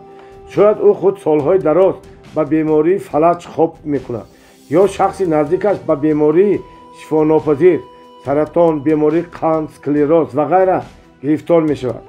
хонандаи гиромии ман, моли бегонаро гирифтан хеле хатарнок аст. ҳеҷ гоҳ он чизеро ки ба шумо тааллуқ надорад нагиред. соли 2016 ман бори нахуст помир рафтам то тренинг баргузор кунам. роҳи баргашт пеш аз вуруд ба Данғара ба қаҳвахона ворид шудам то хӯрок хӯрам. ҷои холӣ набуд, ҳама мизҳо банд буданд. он ҷо дидам ки шахси солхӯрди 60-65 солаи танҳо менишаст. пеши ӯ рафтам ва барои нишастан иҷоза пурсидам. ӯ посухи ризоят дод. дар ҷараёни муошират фаҳмидам ки ӯ ронандаи роҳҳои дур будааст. 40 сол аст ки камаз меронад. ман пурсидам ки оё ӯ дар солҳои 1993-1995 кор кардааст. дар он солҳо метавонист касе паёмадеро наандешида амволи каси дигарро гирад. пас метавонистанд мошини туро бо маҳсулоташ бигиранд ва агар накушанд зинда гӯронанд ҳам хеле хуб аст. ӯ ба ман бо таваҷҷӯҳ нигарист ва пурсид ки чаро мехоҳам инро бидонам. ночор шарҳ додам ки ман донишмандам, паёмади ин гуна рафторҳоро меомӯзам ва барои ман сарнавишти ин гуна шахсон ҷолиб аст. барои он ки дар бораи равоншиносӣ, рушди шахсият ва тиҷорат китоб менависам. ман аз ӯ хоҳиш кардам дар бораи касоне ки ӯ дар он солҳо бархӯрдааст бигӯяд. шарҳ додам ки ин муҳим аст, зеро барои дигарон дарси омӯзанда хоҳад шуд. ӯ бо садои талх гуфт ки ин солҳое буданд ки ӯ аз хона мебаромад ва бовар надошт ки бегоҳ бармегардад. аммо агар ба кор наравӣ, чизе намеёбӣ ки хонаводаро бихӯронӣ. ӯ бо чунин ҳолат бисёр бархӯрдааст ки меомаданд онҳоро аз таваққуфгоҳҳо зери мили автомат куҷое хоҳанд ҳафтаҳо мебурданд. ҳангоме ки сӯзишвории нақлиёт тамом мешуд, фурӯшандагони сӯзишвориро водор мекардам ки ройгон сӯзишворӣ бароранд бирезанд. агар касе эътироз мекард, метавонистанд ӯро як тир бизананд. шарирон, бандитҳо ҳар чӣ мехостанд мекарданд. метавонистанд шабона ба деҳа оянд, амвол чорвои мардумро бигиранд. метавонистанд духтарҳоро боз доранду ба зӯрӣ ба мошинаашон шинонанд, ҷое баранд ва ҳар чӣ хоҳанд бикунанд. ман ин гуна ҳодисотро бо чашмони худ дидам ва онро барои душманонам намехоҳам. ман ба ӯ гуфтам ки он замон гузаштааст. алҳамдулиллоҳ имрӯз дар кишвари мо сулҳ аст. баъд пурсидам, шумо боре ба касоне ки чунин беадолатӣ карданд дар ин замони осоишта вохӯрдед? онҳо имрӯз чӣ гуна зиндагӣ мекунанд? чанд нафари ин шахсонро шумо медонед? ӯ ҷавоб дод ки тақрибан 35 нафарро ки ба он солҳо бархӯрдааст медонад. онҳо дар 5-6 гурӯҳ муттаҳид буданд. то ба баъзе аз онҳо ман баъдан вохӯрдам, аммо бисёре аз онҳо дар замони ҷанг фавтиданд. танҳо шумории каме аз онҳо зинда монданд. пурсидам ки ӯ оё дар онҳо нишонаҳои парешонии равониро мушоҳида кардааст? шояд касе аз онҳо ба бемории вазнин гирифтор шуда бошад ва шояд касе фалаҷ шудааст ё қобилияти сухангӯиро аз даст дода бошад. ӯ ба ман бо ҳайрат нигарист ва пурсид ки инро аз куҷо медонам. ман посух додам ки тадқиқоти ман нишон медиҳад ки касе моли бегонаро гирад, натиҷаи рӯзгораш ин аст. касе ки бадӣ кардааст, ин поёни ногузири ӯст. ронанда каме хомӯш шуд ва пас гуфт. аз он бачаҳо яке бар яке машғул буд. ӯ шахси бераҳм буд. имрӯз ӯ дар гузаргоҳи зеризаминӣ назди сирк гадоӣ мекунад. гап зада наметавонад, аз даҳонаш об меравад. гоҳе ман аз ин роҳ мегузарам, ба ӯ пул медиҳам ва мепурсам ки оё маро мешиносад. ба ёдаш меорам ки ӯ он замон намехост машварати касеро гӯш кунад. дигаронро таҳқир мекард ва молашонро ба зӯрӣ мегирифт. акнун дар гузаргоҳи зеризаминӣ истодааст ва гадоӣ мекунад. ӯ ба ман нигоҳ мекунад, сар меҷунбонад ва мегиряд. каси дигаре дар бозор мегардад, ҳамчунин гадоӣ мекунад. ӯ парешонии равонӣ дорад. ман аз ӯ барои қиссаҳояш сипосгузорӣ кардам. ин намунаи равшан аст. шояд шумо худ низ чунин саргузаштҳоро дар зиндагӣ мушоҳида мекунед. амвол ва пул арзиши ин корҳоро надоранд. хонандаи гиромии ман, худ хулоса кунед. вазифаи ман ба шумо расондани ҳақиқат аст ва баъд интихоб аз шумост. аз ҳама рафтори бад даст кашед. моли бегонаро нагиред. шахси шоистаи эҳтиром шавед. аз ҳама рафтори манфӣ даст кашед. фоҳишагардӣ накунед. худ ва тани худро покиза доред. танҳо ҳақиқатро бигӯед. дар ёд доред, он гоҳ зиндагӣ ҳар гоҳ барои шумо чӣ вазъияте ба миён орад, онро зафт созед. агар шумо дар зиндагӣ ба дигарон дард ва ранҷ оваред, агар шумо сабаби иштибоҳи касе шавед, агар ба сабаби шумо касе амворашро аз даст диҳад ё шикаст хӯрад, агар шумо ба касе бо истифода аз қудрат ва шиносиятон фишор оваред, амволи касеро аз худ кунед, пас омода бошед ки ҳаёт шуморо ба ҳамон тарозуе бармекашад ки шумо дигаронро баркашидед. зиндагӣ барои шумо ҳолате пеш меорад ки аз нерӯ ва имконоти шумо чандин бор бузургтар аст. он ба шумо чунин фишори маънавӣ ва равонӣ меорад ки зиндагӣ бароятон тоқатнопазир хоҳад шуд. агар шумо худро тавоно меҳисобед, ба шумо мегӯям, зиндагӣ қавитар аз шумо аст. агар худро ҳилагар ва боақл шуморед, зиндагӣ шуморо дар ҷоятон мегузорад ва шуморо сахт ҷазо медиҳад. аз худованд битарсед. ман ин китобро ба умеди он менависам ки аз 10 нафаре ки онро мехонанд, ҳадди ақал ба 1 нафар ин намунаҳо ва дарсҳо кӯмак мекунанд, то бар ҷиҳатҳои заифаш пирӯз шавад ва аз ҳамаи рафторҳои ношоиста ва бад рӯй гардонад. сарват, хират, саломатӣ, хушбахтӣ, эътироф, шӯҳрат, фарзандонро худованд худ медиҳад. шахс наметавонад ҳар қадар ки бихоҳад бигирад. ба ҷаҳон бинигаред. ҳама мехоҳанд сарватманд шаванд, аммо ин ба аксарият муяссар намешавад. бинобар ин худро бояд ташаккул бидиҳед, то касе бишавед ки бар худ пирӯз бишавед. бар норасоиҳо ва сустиҳои худ пирӯз шавед. худро тарбият кунед. суханронии шумо ва рафтори шумо нишонии кӣ будани шумо аст. баъзе одамон чун даҳон боз мекунанд, ҳамон замон аз даҳонашон суханони бад ва манфӣ мешорад, барои он ки дар сари онҳо чизи арзишманде нест. шумо ин гуна набошед. бошарафона ва шаффоф кор кунед. ин бисёр судманд аст. пас тиҷорати шумо ҳатман шукуфо мешавад. шумо ба касоне ки мегӯянд ки исломро медонанд, аммо дар суханонашон нисбат ба рафтори дигарон нафрат ё ранҷиш баён мекунанд, гӯш накунед. худ қуръон бихонед ва ба тарбияти худ машғул шавед. рафтори худро назорат бикунед. биандешед ки барои чӣ дар қуръон 99 номи худованд омадааст, на 50 ва на 20. ман шояд иштибоҳ мекунам. худованд беҳтар аз мо медонад, аммо солҳои тӯлонӣ табиати инсон, китобҳои муқаддас, фалсафа ва таърихи пайдоиши динҳоро омӯхта, ман чунин дарк кардам. ҳар номи худованд қобилият ва сифатҳои ӯро баён мекунад. масалан, худованд меҳрубон, худованд бахшанда, худованд ҳамадон, худованд тавоно ва ғайра. ин чунин маънӣ дорад ки танҳо ин хислатҳоро дар худ тарбия карда метавон инсони комил бишуд. агар касе интизории моро бароварда намекунад, мо омода ҳастем ки даштном бидем. шахси қавӣ ба шахси заиф фишор меорад, амволи ӯро мегирад, найрангбоз соддаро фиреб медиҳад.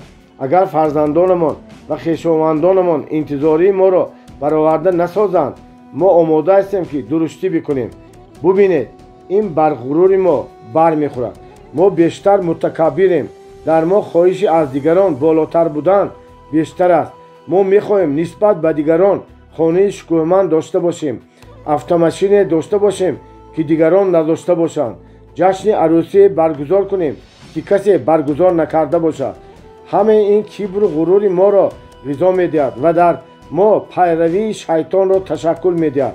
охир шайтон мехост ки аз ҳама беҳтар шавад ва барои такаббураш аз биҳишт ронда шуд. дар худ ҳамаи ин сифатҳоеро ки در قرآن با نام خداوند پیوندند تربیه بکنید.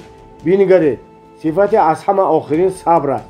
در خود صبر را تربیه کردن خیلی دشوار می باشد. نام 99 خداوند صبور است. شما هر قدر کلانسالتر می شوید همان قدر به هوس و امتحانات بر می خورید. صبور باشید. زمان برایتان امتحان امکانات زیاد پول زیاد پیدا می شود. خیلی با احتیاط باشید. این همه برای شما امتحان خواهد بود.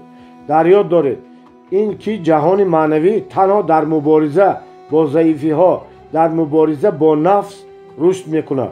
شما هر قدر خود را تشکل دهید همان قدر برای جامعه بیشتر سود می آورید و اگر شما از طریق زوری و رنجاوری به جامعه زیان را آورید جزا همان قدر شدیدتر خواهد شد.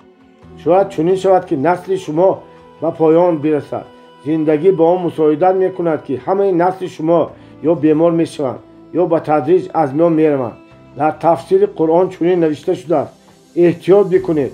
همه آن چیزی را که من می نویسم آن را در ادامه 10 ساله ها در نمونه های بسیاری آموختم و وقتی به درست بودن خلاصه ها باور می کنم آنها را به مردم پیشنهاد می کنم. شخص معنوی بشوید و زندگی آسان می گردد. اگر شما گویید که من با ایمان هستم پس با ایمان حقیقی بشوید. با ایمان در کارها نه در سخن. بگذار ایمان شیوه زندگی شما بشود. تنها انسان باشید. انسان بودن خیلی مهم است. اگر شما خود را رشد دهید در تجارت در مقام خدمتی در مناسبت خانوادگی شما می توانید کامیابی به دست آورید. نسبت به تجارتتان یا مقام و منزلت خود را بیشتر و با شوق و اشتیاق تشکل دهید. پس تصمیماتی که شما میگیرید ثمره بخشتر و نتیجه دارتر خواهد بود. خواننده گرامی من شخص عالم هستم. شما مشورت های مرا چگونه میپذیرید من نمیدانم، اما اگر آنها به شما کمک کنند من خوشحال خواهم بود. من در اینجا اندیشه های خود را نمیگویم برای آنکه آنها میتوانند اشتباه باشند. من آن چیزهای را می نویسم که تحقیقاتم نشان میدهد. من خویش را خدمتگزار خداوند و مردمم میشمارم. این رسالت من است. بنابراین من همیشه روی این مسئله ها کار میکنم و آموزش را پیش میبرم. از طریق پیش بردن آموزش من میتوانم منفعت بیشتر آورم و به شما مشورت میدهم که رسالت خود را پیدا کنید و برای مردممان و تمام جهان سود منفعت آورید. باری در دوبای به یک جوان با نام بحریدین واخوردم که چندین لایحه های خیریوی را در تاجیکستان عملی کرده خدمت های زیادی برای بهبودی مردم انجام داده است. وقتی با او صحبت کرده درباره کار و فعالیتش چند سوال دادم جواب داد که ما زیاده از 4 سال باز در تاجیکستان کار میکنیم. در این مدت در سراسر جمهوری بیش از 12 مکتب 3 بنگاه طبی 1 چاه آبکش ساخته به استفاده دادیم. هر یک مکتبی که ما ساختیم امکانات جایگیر کردن 200 خواننده را دارد. باز نقشه داریم 2500 نقطه آب نوشاکی کچلکه را سازیم. من سوال دادم که چگونه به شما میسر شد که این کار را تشکیل کرده شخصان خیرخواه را جلب نمودید تا آنها راضی شده مبلغ‌های خود را برای دیگر کشور نیو تاجیکستان که به آنها یک جای ناشناس است صرف کنند. او چنین نقل کرد: من در یکی از مؤسسه های حکومتی دوبای در ارخیو در بایگانی کار میکردم. مؤسسه ما در دوام 11 سال با زیاده از 50 دولت جهت سمت عملی نمودن کارهای خیریوی همکاری کرده. در ساحه معارف، تندرستی، یاری هنگام آفت‌های طبیعی، ساختمان مکتب‌ها، مرکزهای طبی، مسجد، مرکزهای کسب آموزی مانند دوزندگی و غیره لایحه‌های زیادی انجام دادیم. از آن سبب که زبان روسی و عربی را می‌دانستم مرا بسیار به واخوری‌ها برای ترجمانی همراه می‌بردند. همین خیلی تجربه کاری هم زیاد شد و کسانی نوآمد نیز راه کار را می‌آموزاندم. ما با کشورهای آفریقا، برزیلیا، مکزیکا، روسیه و غیره همکاری میکردیم. باری به خود اندیشه نموده به رهبریت مؤسسه سوال دادم که چرا با کشور ما تاجیکستان همکاری و یارمندی نمی کنید، чунин ҷавоб додам ки агар ягон шахси масъулиятшинос росткор ва бовиҷдон бошад мо албатта омодаи ҳамкорӣ ҳастем. аз ҳамон лаҳза ин идея пайдо шуд. гуфтам ба шумо шахси муносиберо меёбам, лекин онҳо худи маро интихоб карданд. мо ба кор оғоз кардем ва ин лоиҳаҳо амалӣ шуданд. ӯ боз илова кард ки ҳадафи ман аз ин кор танҳо дарёфти ризои илоҳӣ, ободии кишвари азизам, ёрмандӣ ба муҳтоҷон, мубориза бо гуруснагӣ ва фақру нодорӣ мебошад. дар оянда ман кӯшиш мекунам барои ҷалби сармоягузории хайравӣ ба кишвари азизам бештар сайю талош намоям. вақте ман аз ӯ пурсидам ки шумо барои онҳое ки мехоҳанд чунин корҳоро иҷро кунанд ё ба шахсоне дар хориҷа буда ки чунин имконият барояшон фароҳам мешавад чӣ тавсия медиҳед? ӯ посух дод: онҳо метавонанд ташкилоти хайравӣ боз карда онро дар вазорати адлия, вазорати корҳои хориҷӣ, сафорати Тоҷикистон дар ҳамон кишвар ба қайд гирифта масъалаи агар Дубай бошад дар сафорати Тоҷикистон, дар иморат ва вазорати хориҷии Дубай ба қайд гирифта суратҳисоби бонкӣ кушояд ва ба ягон муассисаи хайравии иморот ҳамкорӣ намояд. суханони Баҳриддин маро ба ваҷд овард ва ман фикр мекунам мо ҷавонони ватандӯсти зиёд дорем ки метавонанд барои ободонӣ ва рушди кишвари азизамон хизмат кунанд. ман ӯро ҳамчун намуна инҷо зикр карда пешниҳод мекардам ҳар як фарзанди тоҷике ки дар хориҷи кишвар соҳибкорию тиҷорати муваффақ дорад ё дар бонкҳои бонуфуз, фондҳои гуногун, ширкатҳои сохтмонии ҷаҳонӣ, роҳсозӣ, нерӯгоҳҳо, чоҳҳои нафткашӣ, соҳаи тиб, соҳаи боғдорию кишоварзӣ ва ғайра кор мекунанд, бетараф наистода саҳми худро барои ободии Тоҷикистон гузоранд. сармоягузоронро ба кишвари мо даъват намоянд, ширкатҳоро барои ҳамкорӣ даъват кунанд, барои коркарди маҳсулоти хом, сохтани фабрика, сохтани гармхонаҳо ё самтҳои дигар. агар ҳар яки мо андак ҳам инро андеша намуда амал кунад, кишвари мо ободону гулистон мешавад. албатта ман онҳоеро дар назар надорам ки имконияти зиёд надошта танҳо дар фикри пеш бурдани рӯзгори худ ҳастанд. онҳо зиндагии худро, хонаводаи худро пеш баранд ҳам ин хуб аст. ин ватан, ин миллат имрӯз аз фарзандони тавонои худ умедвориҳои зиёде дорад. вақти он расидааст ки кишвари худро бисозем, ватани худро обод намоем. аз дусе мошинҳои гаронбаҳо доштан, гузарондани тӯйҳои дабдабанок ва серхаҷ як зарра барои ободии ватан ҳисса гузоштан 100 маротиба беҳтар аст. ман инро сахт таъкид мекунам ки ватани маҳбуби мо имрӯз муҳтоҷи дилбардорӣ ва ғамхории фарзандони тавонои худ аст. рӯзи дилсӯзӣ барои ватан, рӯзи созандагию ободии ватан фаро расидааст. ҳар касе ки дар дилаш як зарра муҳаббати ин сарзамин аст бояд дар ин маврид андеша карда амал намояд. интихоби маҳсулот. ман итминон дорам нимаи он чизе ки соҳибкорони комёбро аз ноком ҷудо мекунад ин матонат мебошад. стив ҷобс.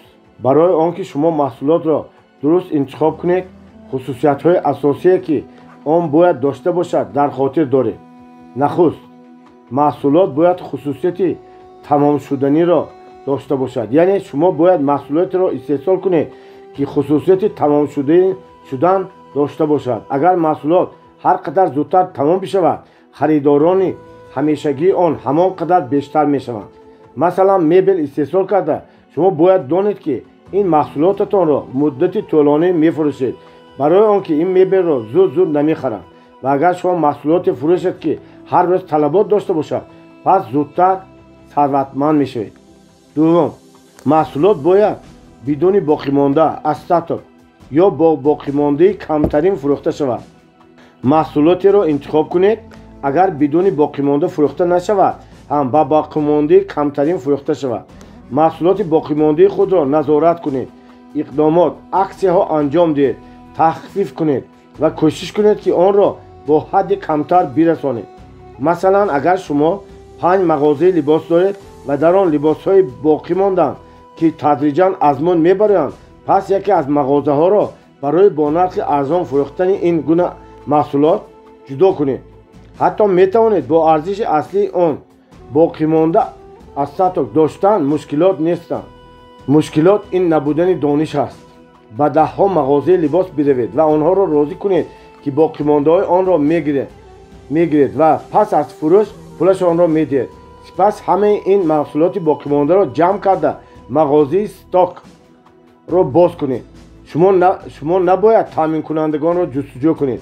برای آن کسانی که میخواهند که از باقی مانده های محصولات رها شوند بسیارند.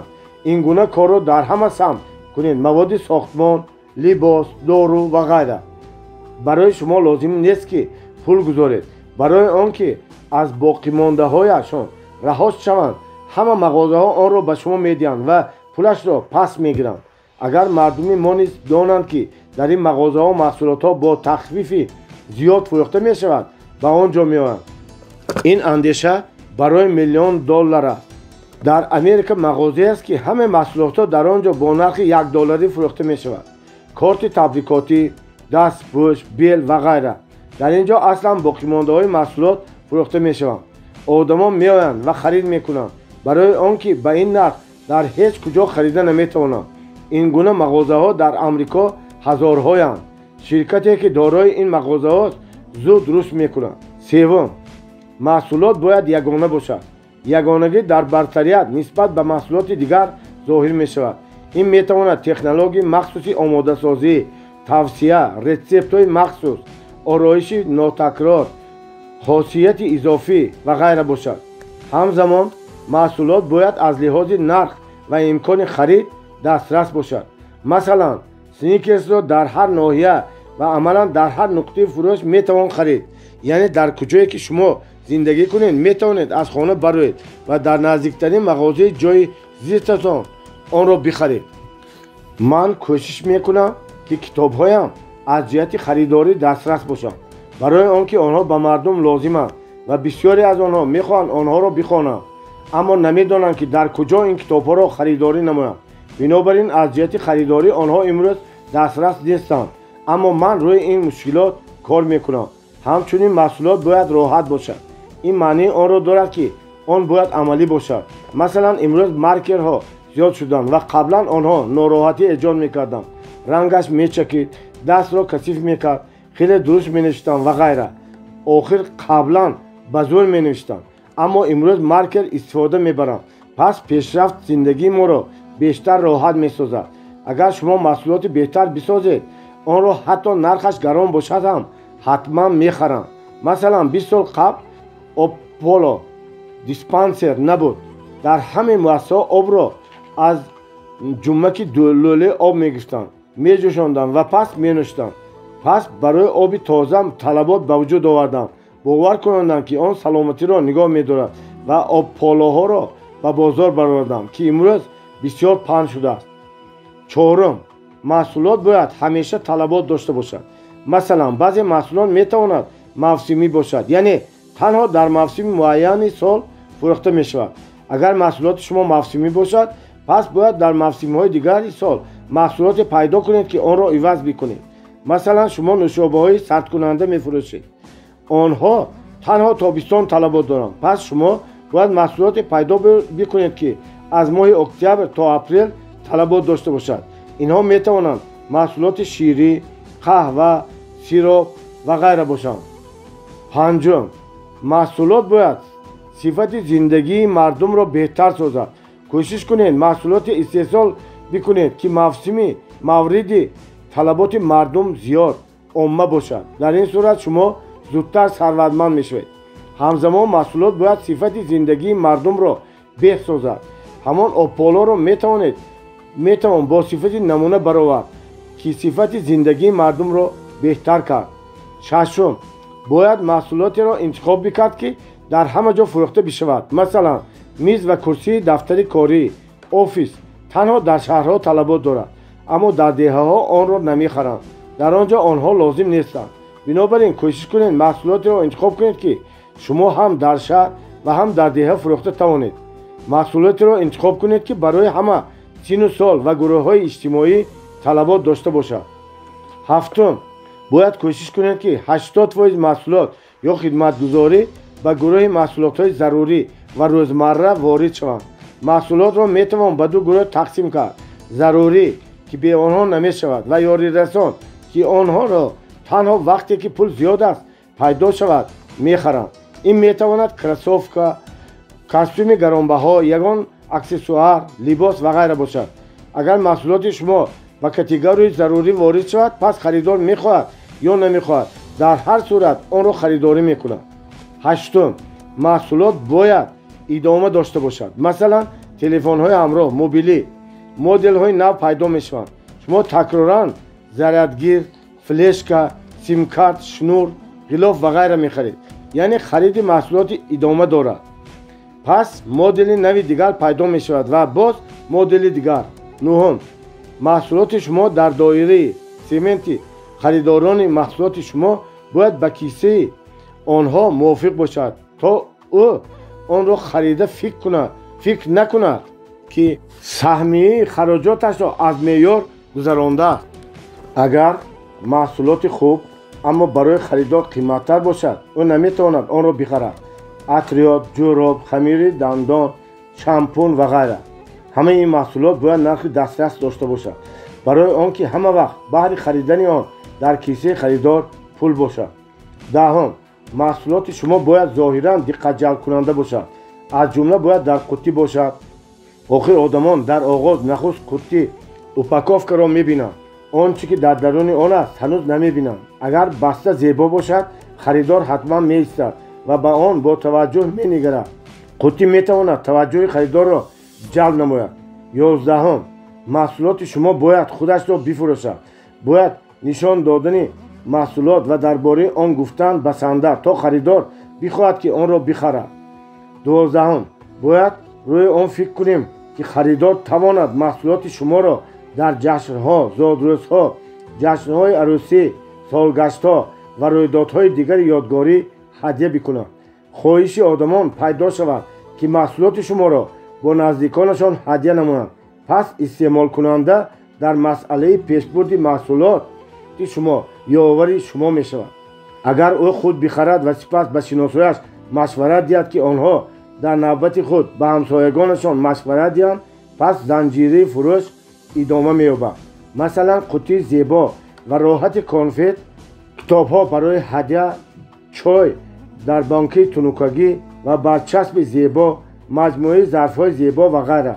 امروز میان رقیبان برای جلب توجه خریداران و محصولاتشان مبارزه آشتیناپذیر می رود. از کسانی که در فروشگاه های بزرگ کار میکنند بپرسید. آنها میگویند که استحصال کنندگان به آنها محصولاتشان را میدهند و پول آن را پس از فروش میدهند و حتی برای رفع بهترین پول میدهند. بازار از محصولات گوناگون لبریز است.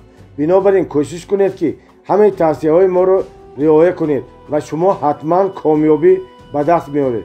توجه کنید که 80% محصولات شما همه خصوصیت های گفته ما را، اقلا بیشتری آن خصوصیت ها را داشته باشند. آنگاه شما با مشکلات فروش روبرو نمی شوید.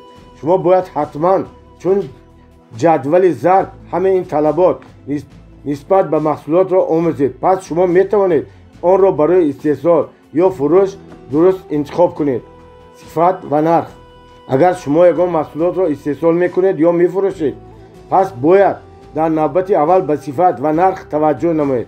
کوشش کنید که صفت آن عالی باشد و نرخ آن نسبتاً محصولات همان مانندش پستر باشد. یعنی آن باید دسترس باشد. خریدار باید فکر کند من میتوانم محصولات خوبی خوش صفت را با نرخ مناسب بخرم. مشاور تویوتا که در این شرکت 13 سال کار کرده است به من این گونه مناسبت به محصولات را آموخت. صفت عالی و نرخ دسترس. و پس اگر شما در ساحه خدمتگزاری کار میکنید، پس توجه نخستین خود را شما باید به خدمتگزاری و نرخ نگران کنید. خدمتگزاری باید در سطح عالی باشد و نرخ تا میتواند پایین تر باشد. این برای زنده ماندن تجارت شما خیلی مهم است. لایحه سرمایه گذاری را چقدر باید آماده کرد؟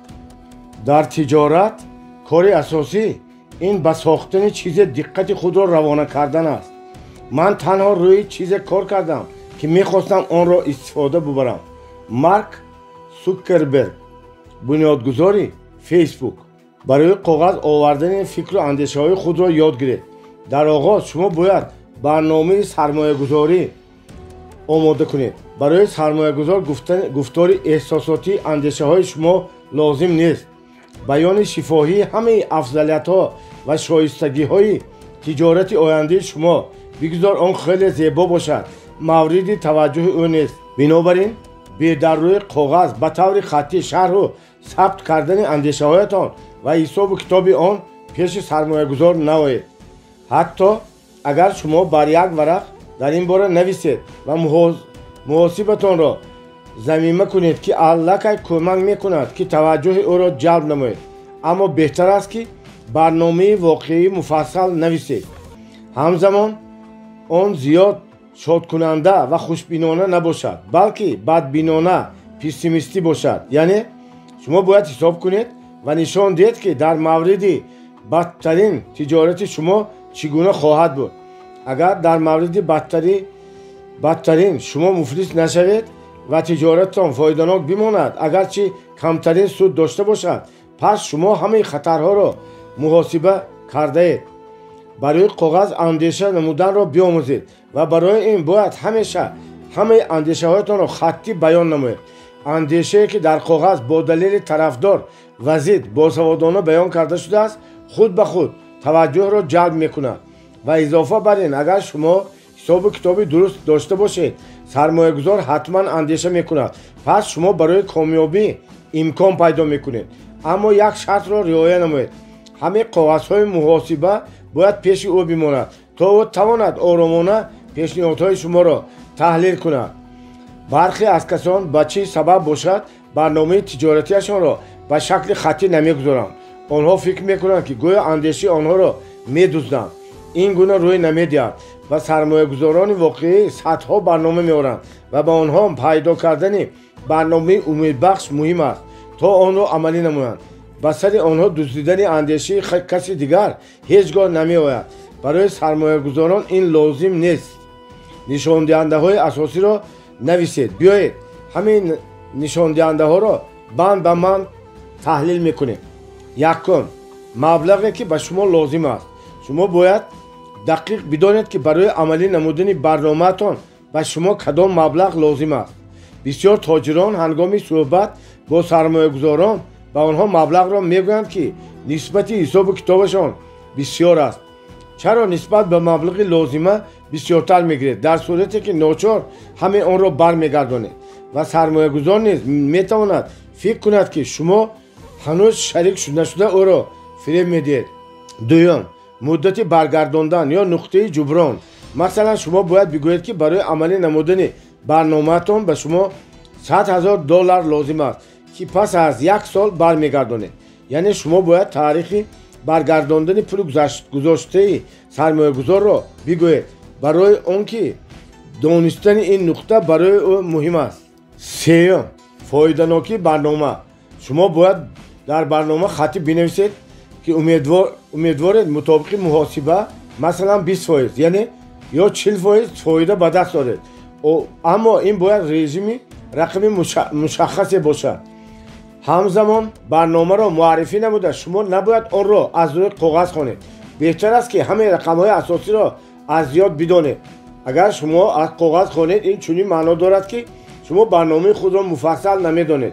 پس هنگام پاسخ به پرسش‌های سرمایه‌گذار شما میتوانید اشتباه کنید و این نشانه برخورد غیر جدی. به این گونه کار مهم است.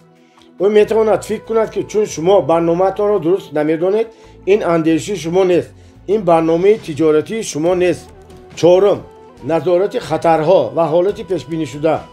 در برنامه‌تان شما باید همه خطرها را دقیقاً نشان دهید که چنین معنا دارد که هر گونه وضع دشوار باشد هم شما میتوانید آن را نظارت کنید. شما باید شرح دهید که چگونه میتوانید از حالت دشوار و حتی وضع فوق‌العاده با تلفات کمترین میبرید. پس سرمایه گذار بیشتر باور میکند که شما با آماده سازی برنامه‌تان جداً برخورد کردید و نیت آن شما شرافتمندانه و شفاف است. شما قصد پنهانی ندارید، یعنی اندیشه نمیکنید که پول گیرم پس میبینم. پنجم، ارزش اصلی استحصال یک واحد و سرمایه‌گذاران جدی که آمادن میلیون ها بگذارند. گفتگو کردم، من مشاهده کردم که در نوبت اول آنها میپرسند که ارزش اصلی یک واحد محصولات به چند پول میافتد. مثلا اگر شما تصمیم گرفتید که در بوتل های پلاستیکی آب استحصال بکنید، او شاید درباره خط استحصالات و نشان دهنده های تکنیکی تجهیزات چیزی را شنیدن نمیخواهد و در حال میپرسد ارزش اصلی یک بوتلک آب چند پول است. اگر شما رقم دقیق را گفته نتوانید و فکر میکند که شما هوسکار هستید و این کار را نمیفهمید. بنابراین ارزش اصلی واحد محصولات را معین بکنید. ششم، درآمد یک واحد محصولات.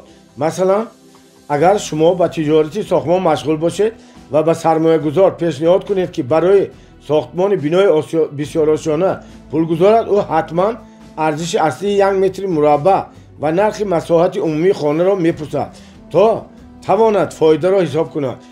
این زبان سرمایه گذار است. با این زبان گفتگو کردن را آموزید و سرمایه گذار با زبان رقم گفتگو کردن را یاد گیرید. هفتم، فایده سرمایه گذار. همیشه در برنامه‌تان فایده سرمایه گذار را نشان دهید. اگر آن مستقیما فایده خود را ببیند و برنامه توجه میکند، باید چنین کنید که برای سرمایه گذار با شما کار کردن فایده آورتر باشد. در یاد دارید که سرمایه گذار به دشواری پول کار کرده است و آن نمیخواهد که آن را از دست دهد. آن را چنان کنید که یگان سرمایه گذاری که به کشور ما میآید پولش را از دست ندهد. این گونه مناسبت برای بهبودی اقلیم سرمایه گذاری در کشورمان کار میکند و این گونه سرمایه های نو را جلب میکند. یک در یاد داشته باشید نسبت به قرض گرفتن بهتر است که با سرمایه گذاران کار کنید. سرمایه گذاری از قرض گرفتن با آن فرق دارد که قرض این خطر شما است و سرمایه گذاری این خطر سرمایه گذار است. سرمایه گذار آگاهانه به این خطر می آید، اما اگر شما قرض گیرید تجارتتان به سبب پیش نرود، بانک در هر صورت همین مبلغ های حساب کرده‌اش را از شما میگیرد و باز شما را به چاه قرض تیله میدهد.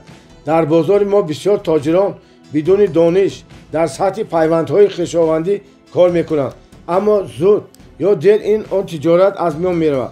پیامبر صلی الله علیه و سلم گفتند که مادامی که نور نیست تاریکی وجود دارد. هنوز که شخص پیدا نشده است عدالت را طلب نماید، بی عدالتی میماند. میتوان اضافه کرد که تا با صاحب کسب پیدا نشود این کارها را مرتب کند، بی نظمی باقی میماند. من عمیقاً به گفته های پیامبرمان باور میکنم. من در بسیار موردها دیدم که چگونه کار میکنند. نقطه واردشوی و بیرونشوی سرمایه گذار. هنگامی که شما با سرمایه گذار گفتگو میکنید باید نقطه واردشوی و بیرونشوی او را نشان بدهید. نقطه واردشوی این دخل این لحظه گذاشتن سرمایه به برنامه است و نقطه خارجشوی لحظه از تجارت برآمدن او را معین میکند. مثلا میگوید که برایتان $100,000 جهت عملی نمودن برنامه تان لازم است و نشان میدید که پس از 3 سال گذشتن مبلغ برنامه جبران کرده می شود. یعنی همه پول های خرج شده برمیگردند و پس از 7 سال سهم خود را فروخته او میتواند برود. نقطه واردشوی و نقطه خارجشوی سرمایه گذار در برنامه سرمایه گذاری شما باید دقیقاً ذکر گردد. هیچ یک سرمایه گذار نمیخواهد و شما تمام اون کار کند. این به او لازم نیست. او تنها به شما کمک کرده پول خود را میگذارد تا مبلغی معین کار کند. او نمیخواهد تجارت شما را گیرد. نترسید برای آنکه او به پول مشغول است اما به تجارت مشغول نیست. سرمایه گذار با پول مشغول می شود نه به تجارت. شرایط همکاری. از قربان کردن چیز خوب برای چیز باز هم بهتر نترسید. جان دیویسون راکفلر. با سرمایه گذاران بسیار نوع همکاری هست.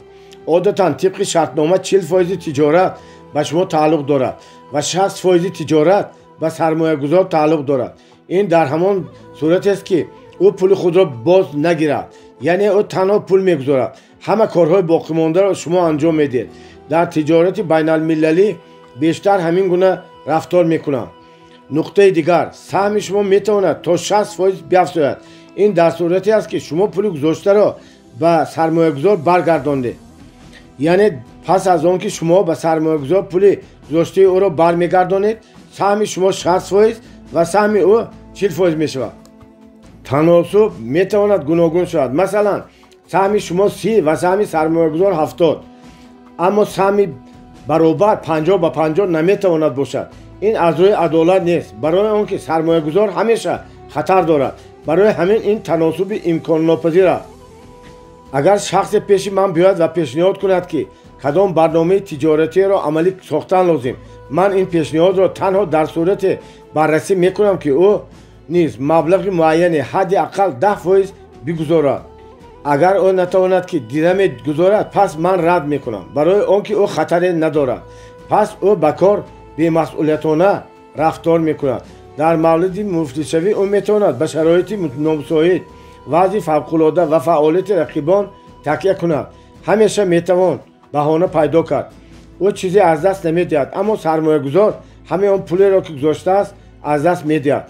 قبلا من به این گونه پیشنهادات بیشتر راضی میشدم و از سبب سهلنگاری و سراسیمه‌کاری شریکان پولهایم را از دست دادم. من از چنین موردها نتیجه گیری کردم و اکنون به این پیشنهادها جواب رد میدهم. من به 61 شرکت کار کرده تجربه انداختم. در جای من سرمایه گذار بودم، در جای شریک، در جای مدیر، راهبر. برای من همه این دانش‌هایی که در این کتاب نوشتم با قیمت چندین میلیون دلاری از دست داده و 22 سال زندگیم که این دانش و تجربه ها را حاصل نمودم به دست آمده است. شریکی همیشه از نقطه وارد شوی آغاز می شود. مثلا 3 نفر تصمیم گرفتند که تجارت را عملی کنند. بودجه برنامه $100,000 است. یک شریک میتواند 20,000، دیگری 60,000 بگذارد. پس سهم آنها در تجارت آینده مطابقاً 20 و 60% می شود و 20% باقی مانده از آن شریک سوم که راضی است $20,000 گذارد می شود. با کسی که حتی اگر مؤلف اندیشه باشد هم چیزی نمی گذارد. هیچگاه برای همکاری راضی نشوید. اگر او چیزی نگذارد، پس بگذار به معاش جمع بونوس به شکل 5% کار کند. پول دیگری باید به او نداد. اندیشه های عملی نشده بسیارند و ذخیره های مالی محدودند. به همه اندیشه ها پول نمی رسد. تجارت همیشه میان کسانی تقسیم کرده می شود که پول می گذارند، برای آنکه آنها سرمایه خود را به خطر می گذارند. اگر پس از مدتی که برنامه جبران می شود کسی از شریکان خواهد که بیرون شود، او می تواند سهم خود را به کسانی فروشد که در تجارت می مانند. سرمایه گذار را چگونه باید جستجو کرد؟ سرمایه گذاری برای دانش درآمدهای بهترین را می آورد. بنجامین فرانکلین. هنگامی دختر می خواهد که شوهر کند، او خود را دلربا می سازد تا خواهشمندان پیدا شوند که با او ازدواج کنند. پس او کسی را انتخاب می کند که در تصورش آن شخص همچون شوهر آینده به او موافقت می کند.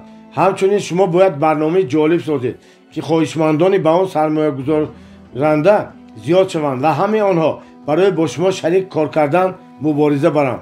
پس شما می توانید کسی را انتخاب کنید که شرایط بیشتر فایده آور را پیشنهاد می کند. دختر نیست از جمله دعواگران آن را انتخاب می کند که به او خوش می آید. درست انتخاب کردن شریک خیلی مهم است. آخر بهترین باور این است که به شما پول را باور می کنند. من خویشاوندان و دوستان بسیاری داریم. هنگامی ما از آنها پول خواهش میکنیم، تقریبا همشان رد میکنند. در لحظه های دشوارترین بیشترین اطرافیانتان از شما روی میتابند و کسی پول میدهد که به شما صمیمانه باور دارد. بلندترین سطح باور این همان وقت است که به شما پول را باور میکنند و چنین سطح باوری را میتوان سازمان داد. پس شما میتوانید که سرمایه گذار را پیدا کنید. اکنون بند به بند تحلیل میکنیم. یکم، سرمایه گذار را در ساحه جستجو کنید که شما در آن کار میکنید. اگر شما با استحصال متاع مشغول باشید، پس سرمایه گذار را در میان کسانی جستجو کنید که از این محصولات پول کار میکنند یا امروز با آن مشغول هستند. نباید برنامه را به کسی پیشنهاد کرد که در ساحه دیگر، مثلا در تجارت ساختمان یا فروش اتومبیل مشغول است، برای آنکه از 100 در 98 مورد آنها پیشنهاد شما را رد میکنند. پس شما باوری به خود را از دست میدید و جستجوی سرمایه گذار را بس میکنید. میتوان با باوری گفت که تنها 2% کسانی که شما اندیشه‌تان را پیشنهاد میکنید و آنها در ساحه دیگر کار میکنند میتوانند راضی شوند که برای عملی گرداندن برنامه شما پول گذارند، اما 98% دیگر رد میکنند. مثلا اگر شما بخواهید که شبکه‌های مغازه‌های لباس باز کنید و این برنامه را به کسی پیشنهاد کنید که همین گونه مغازه دارد، پس وی در این صورت تجربه دارد و او به احتمال قوی راضی می شود. و اگر شما به کسی پیشنهاد کنید که تیره‌های پلاستیکی استحصال میکند، او اندیشه‌های شما را ارزش نمیگذارد، برای آنکه آن را درک نمیکند و شاید رد میکند. دوم، همیشه سرمایه‌گذاری را جلب کنید که تاریخ دارد، یعنی او در این ساحه‌ای که شما میخواهید برنامه‌تان را عملی کنید نتیجه‌های مشخص دارد. اگر او تاریخ نداشته باشد پس نمیتواند و شما مبلغ گذارد و همین آن چیزی که میگوید تنها هزیان است. او تجربه ندارد، پس اگر حتی راضی شود هم در هر قدم مشکلات پیدا میشوند. سوم، با سرمایه گذار یک چند اندیشه پیشنهاد نکنید. این گونه موردها زیاد روی میدهند. مثلا شما پیشنهاد میکنید که باید استحصال نوشابه ها را راه اندازی کرد و سرمایه گذار درها رد میکند. پس شما به شبکه کشاورزی پیشنهاد میکنید و او باز رد میکند و باز شما امید را نکنده برنامه سوم را در ساحه تب و نشر پیشنهاد میکنید. این گونه رفتار کردن نادرست است. شما باید تنها یک برنامه تجارتی را پیشنهاد کنید. بنابراین همه نقطه را خوب فکر کنید و تنها یک اندیشه را پیشنهاد کنید. چهارم، اگر شما برنامه‌تان را به سرمایه‌گذار خارجی پیشنهاد میکنید، کوشش نمایید که خطرها را کمتر سازید، پس او شاید راضی میشود. تکنولوژی انجام دادن گفتگوها. بازار سهام لبریز از کسانی است که نرخ را میدانند اما درباره ارزش تصورات ندارند. فیلیپ فیشر. شما باید ساختار گفتگو را درک کنید، بند به بند تحلیل میکنید. یکم، نفع سرمایه گذار یا شریک را باید آشکارا کنید. برای این باید با او گفتگو کرد تا نقطه نظر او را درک کنید، زیرا شاید او ثروتمند باشد اما میتوانند ارزش‌های شما را گوناگون باشند. نباید تنها برای پول با کسی که شما را درک نمی‌کنند همکاری کنید. شما با او تنها رنج میکشید، عصبی میشوید، خطاها میکنید. بنابراین تنها فایده ها را آشکار سازید، آگاه شوید که او آرزو دارد که به این کار مشغول شود. او الکی در کدام ساحه خود را نشان داده است، در فعالیت خویش از کدام اصول پیروی میکند و غیره. تنها پس از همین این شما میتوانید تصمیم گیرید که آیا او چون شریک به شما مناسب است. دوم، فایده سرمایه گذار را باید نشان داد. پس از آنکه توجه وی را بیدار کردید، شما باید سود او را نشان دهید. او باید درک کند که در نتیجه همکاری با شما چی نتیجه به دست می آورد، برای آنکه تنها نفع مادی او را شریک شما میگرداند. سوم، خطرها را آشکار کنید. نفع او را نشان داده شما همه خطرهای پیش آمده را نیز نشان دهید. هیچگاه سرمایه گذار را فریب نکنید. اگر نیدنگ میکنید او در هر صورت این را درک میکند، پس دقیق است که نمیخواهد به شما کار کند. چهارم، خطرها را تقسیم کنید. پس از آنکه شما درباره همین خطرها میگویید، باید آنها را تقسیم کنید تا سرمایه گذار دقیق داند که کدام بخش خطر را شما برداشت میگیرید و کدام بخش خطر را او برداشت میگیرد. پنجم، فایده خویش را پیشنهاد کنید. پس از آنکه شما سود او را نشان میدید و خطرها را تقسیم میکنید، میتوانید منفعت خویش را حمایت کنید. تنها شرط دهید که امیدوارید که هنگام پیشرفت مساعد رویدادها میتوانید کدام فایده به دست آورید. آن میتواند در مبلغ معین یا فایز درآمد ifade گردد. همیشه در یاد دارید که در این مرحله اندیشه های گوناگون پیدا میشوند. سرمایه گذاران با بسیار برنامه های پیشنهادی بر میخورند. آنها اندیشه های را جستجو میکنند که با خطر کمترین میتوان سرمایه افزود. آنها به شما قرض نمیدهند. سرمایه گذار همچون شما طرف منفعت دار میباشد، اما سرمایه گذار را با سرپرست اشتباه نکنید. او صندوق خیریه نیست که به شما کمک خرجی جدا کند یا کمک خیریه رساند. باید چنان کرد که سرمایه گذار در چارچوبه شرکت شما پول کار کند. تجارت شما باید میدانچه باشد که дар он сармоягузор пули худро ба хатар гузошта. аммо хатар бояд ҳадди кам бошад, тавонад сармояи хешро афзун кунад. шумо бояд ҳадаф дошта бошед. барои расидан ба ҳадафҳоятон аз ӯ пул нагиред ва ҳамроҳи ӯ қавитар шавед ва сармояатонро афзун кунед. барои солҳои дароз шарики ӯ шавед. охир ба шумо шарики боваринок ва қавӣ лозим аст. шарикони заиф беин ҳам дар зиндагӣ хеле бисёранд. шарики қавӣ шуморо низ қавӣ месозанд. аз баракати ӯ дар пеши шумо имконоти нав боз мегардад, ки шумо қаблан онро надоштед. бо шарикон кор карданро омӯзед, хиратмандтар ва тавонотар гардед. масъалаи шарикӣ, ҳамкорӣ. боре шогирд гуфт: устод, чунин ҳолат пеш омадааст. ман бояд интихоб кунам, ки муассисаи навро ба кӣ таъсис диҳам. бо дӯстам, ки ман аз кӯдакӣ медонам, ё бо касе, ки дар ҷараёни 2 сол тиҷорати муваффақ дорам. бубин, ту аз ин муассиса чиро интизорӣ? посух дод устод ба лабханде. агар ту комёбӣ хоҳӣ, шарикро интихоб кун. агар лаззат хоҳӣ, дӯстро. устод афзуд: дӯстие, ки бар бунёди тиҷорат аст, мустаҳкамтар аз тиҷорате аст, ки бар бунёди дӯстӣ мебошад. интихоби ҷойи холӣ. 5 роҳе, ки ба сӯи сарват мебарад. ҷавонон бояд талош кунанд ва таъхир нагузоранд. онҳо бояд пули коркардаашонро барои худ бигузоранд, то арзиш ва судоварии хешро боло баранд. генри форд. якум, роҳи устод. он кореро, ки хуб метавонед интихоб кунед.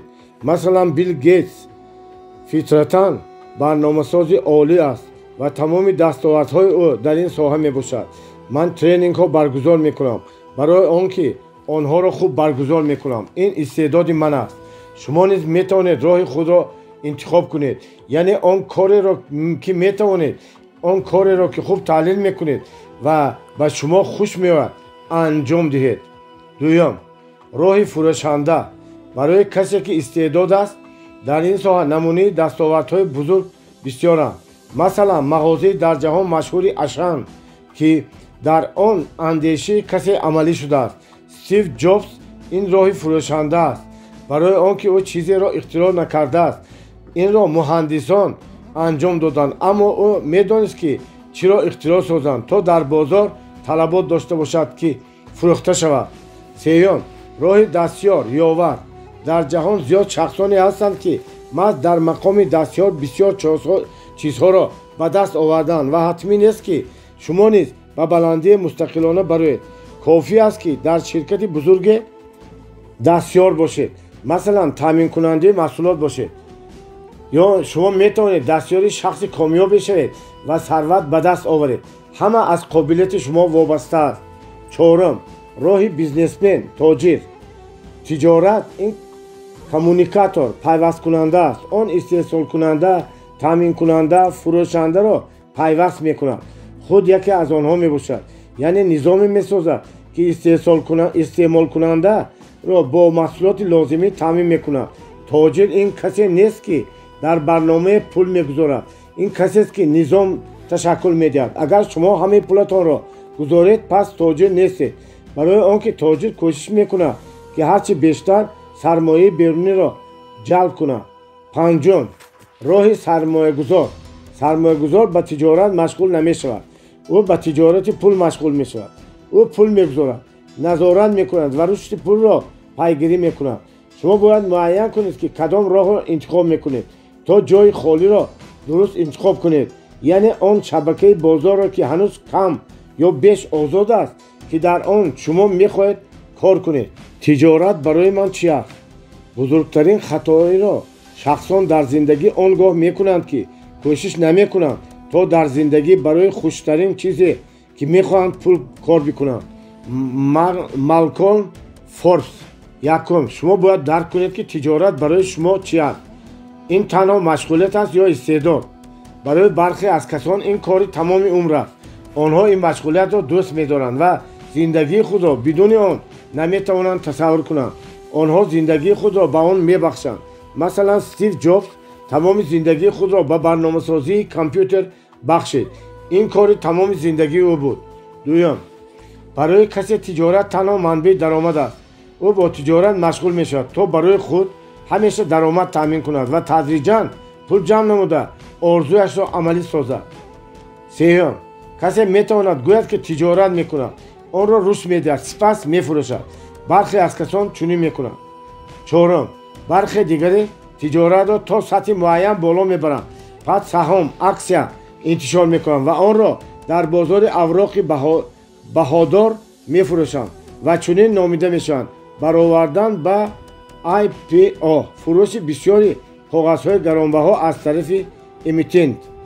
بنابراین هر تجارت هدف نهایی خود را دارد و برای آنکه سمت را درست انتخاب کنید باید خوب درک کنید که شما کی هستید، برای چی این کار را میکنید و چی را میخواهید به دست آورید. من طبیعتاً کی هستم؟ کسی میخواهد نتیجه کار خود را زود ببیند باید موضوع بشود. اینشتین. برای در راه آرزو قدم نهادن درک این نقطه خیلی مهم است. در تجارت نوعهای گوناگون شخصان میشوند و شما باید معین کنید که طبیعتاً کی هستید. مثلا شخصانی هستند که اندیشه های بسیار دارند، آنها آن را برای عملی شدن پیشنهاد میکنند اما مستقلانه نمیتوانند آن را انجام دهند. واقعا آنها خیال پرست هستند، آنها نمیتوانند اندیشه های واقعی و غیر واقعی را فرق کنند.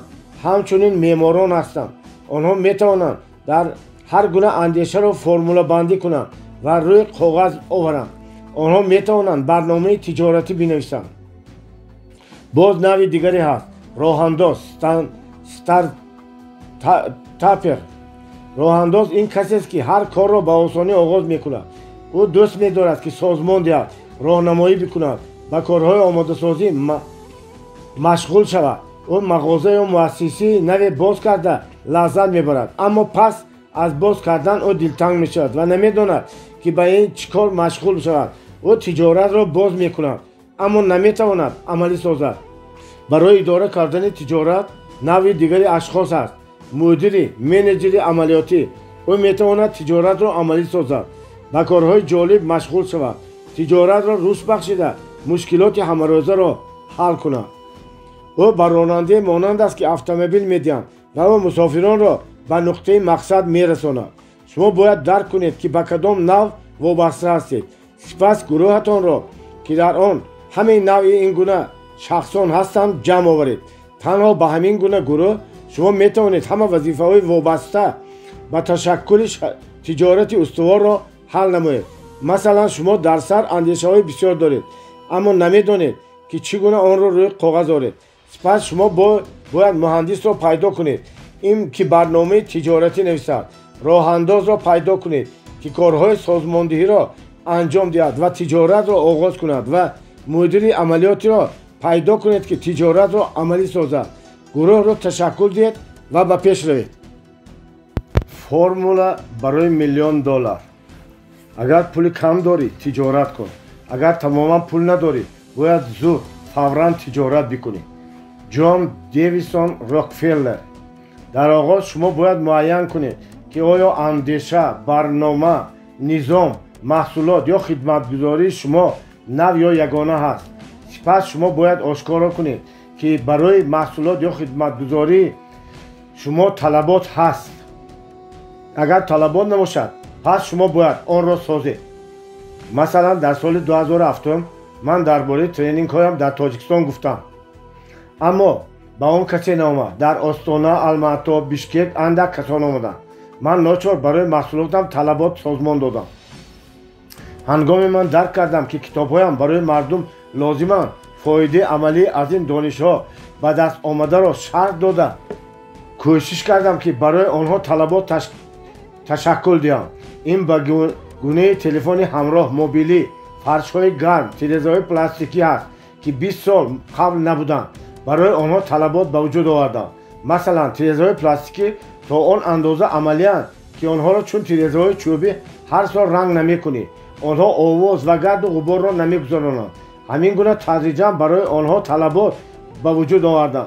قدم دوم، باید معین کنید که آیا پیدا شدن محصولات و خدمتگزاری شما در بازار سری وقت است. اگر شما به بازار پیش از وقت لازم بیایید استعمال کننده شما را صرف نظر میکند و اگر دیرتر بیاید شما با رقابت تاب نمیارید.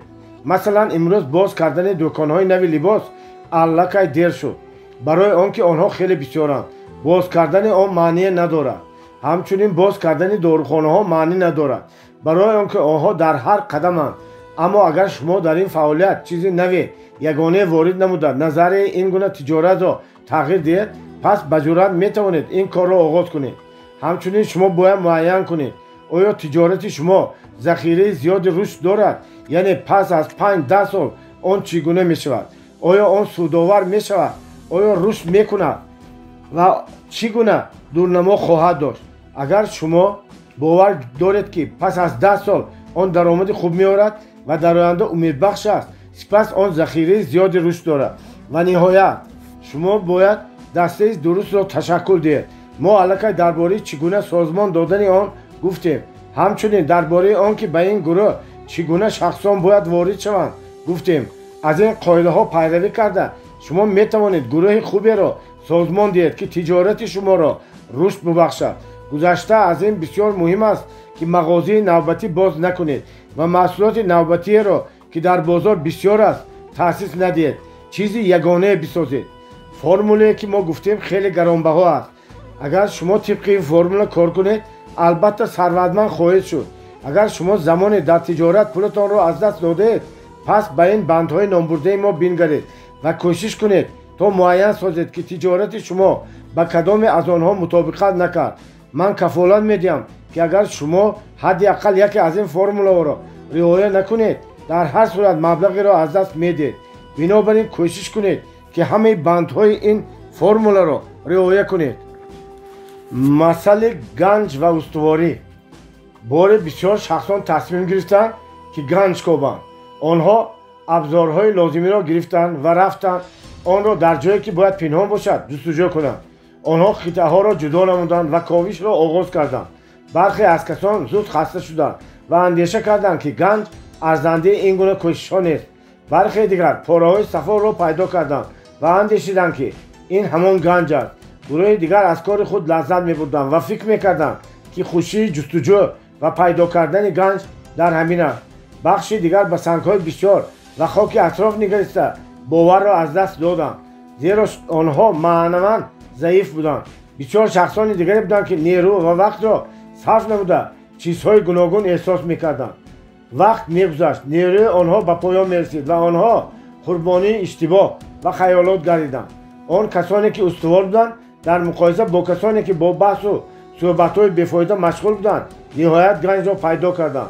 آنانی که گنج پیدا نکردند باقی مانده زندگی خویش را با شر و بهانه‌جویی‌ها گذراندند. اشتباه کنندگان و فریب خوردگان پیش حکیمان می‌رفتند و می‌پرسیدند که چگونه گنج بود، حالا در کجاست و چگونه آن را باید پیدا کرد. حکیمان همه وقت پاسخ می‌دادند که تا آن زمانی که آنها مانند شخصانی در جستجوی کامیاب شده استوار نباشند این گنج به آنها دسترس نخواهد شد. اما بسیاری از این کسان این سخنان را درک نکردند. آنها باوری داشتند که از آغاز دارای همه صفت‌ها بودند.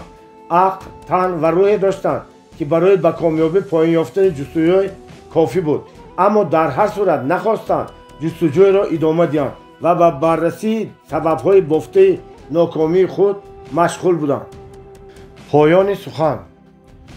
کامیابی ما کمک می‌کند که بسیار کسان به هدفشان رسند، اما ناکامی ما به کسی کمک نمی‌کند. به قرض‌ها و مشکلات خود و دشواری‌های خود کسی را به حیرت نمی‌گذارید. همه مشکلات دارند.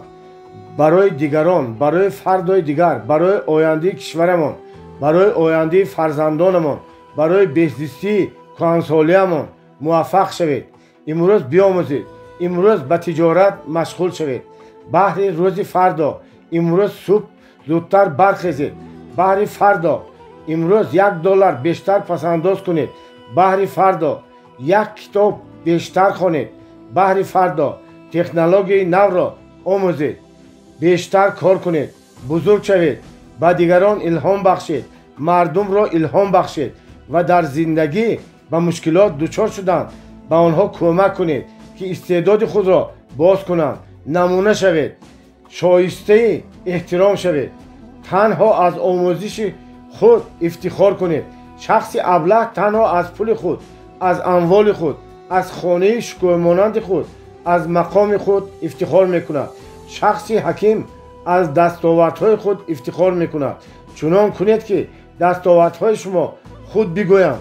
چنان کنید که دستاوردهای شما هیچگاه نگذارند که شما بمیرید. هنوز که زنده هستید بر مرگ پیروز شوید. جهان را وادار سازید که پیش شما تعظیم بکند. همیشه از خویش افتخار بکنید. بزرگ شوید. مردم را برای قهرمانی های بزرگ الهام بخشید. تنها اندیشه های بزرگ امکان میدهند که بزرگ بشوید.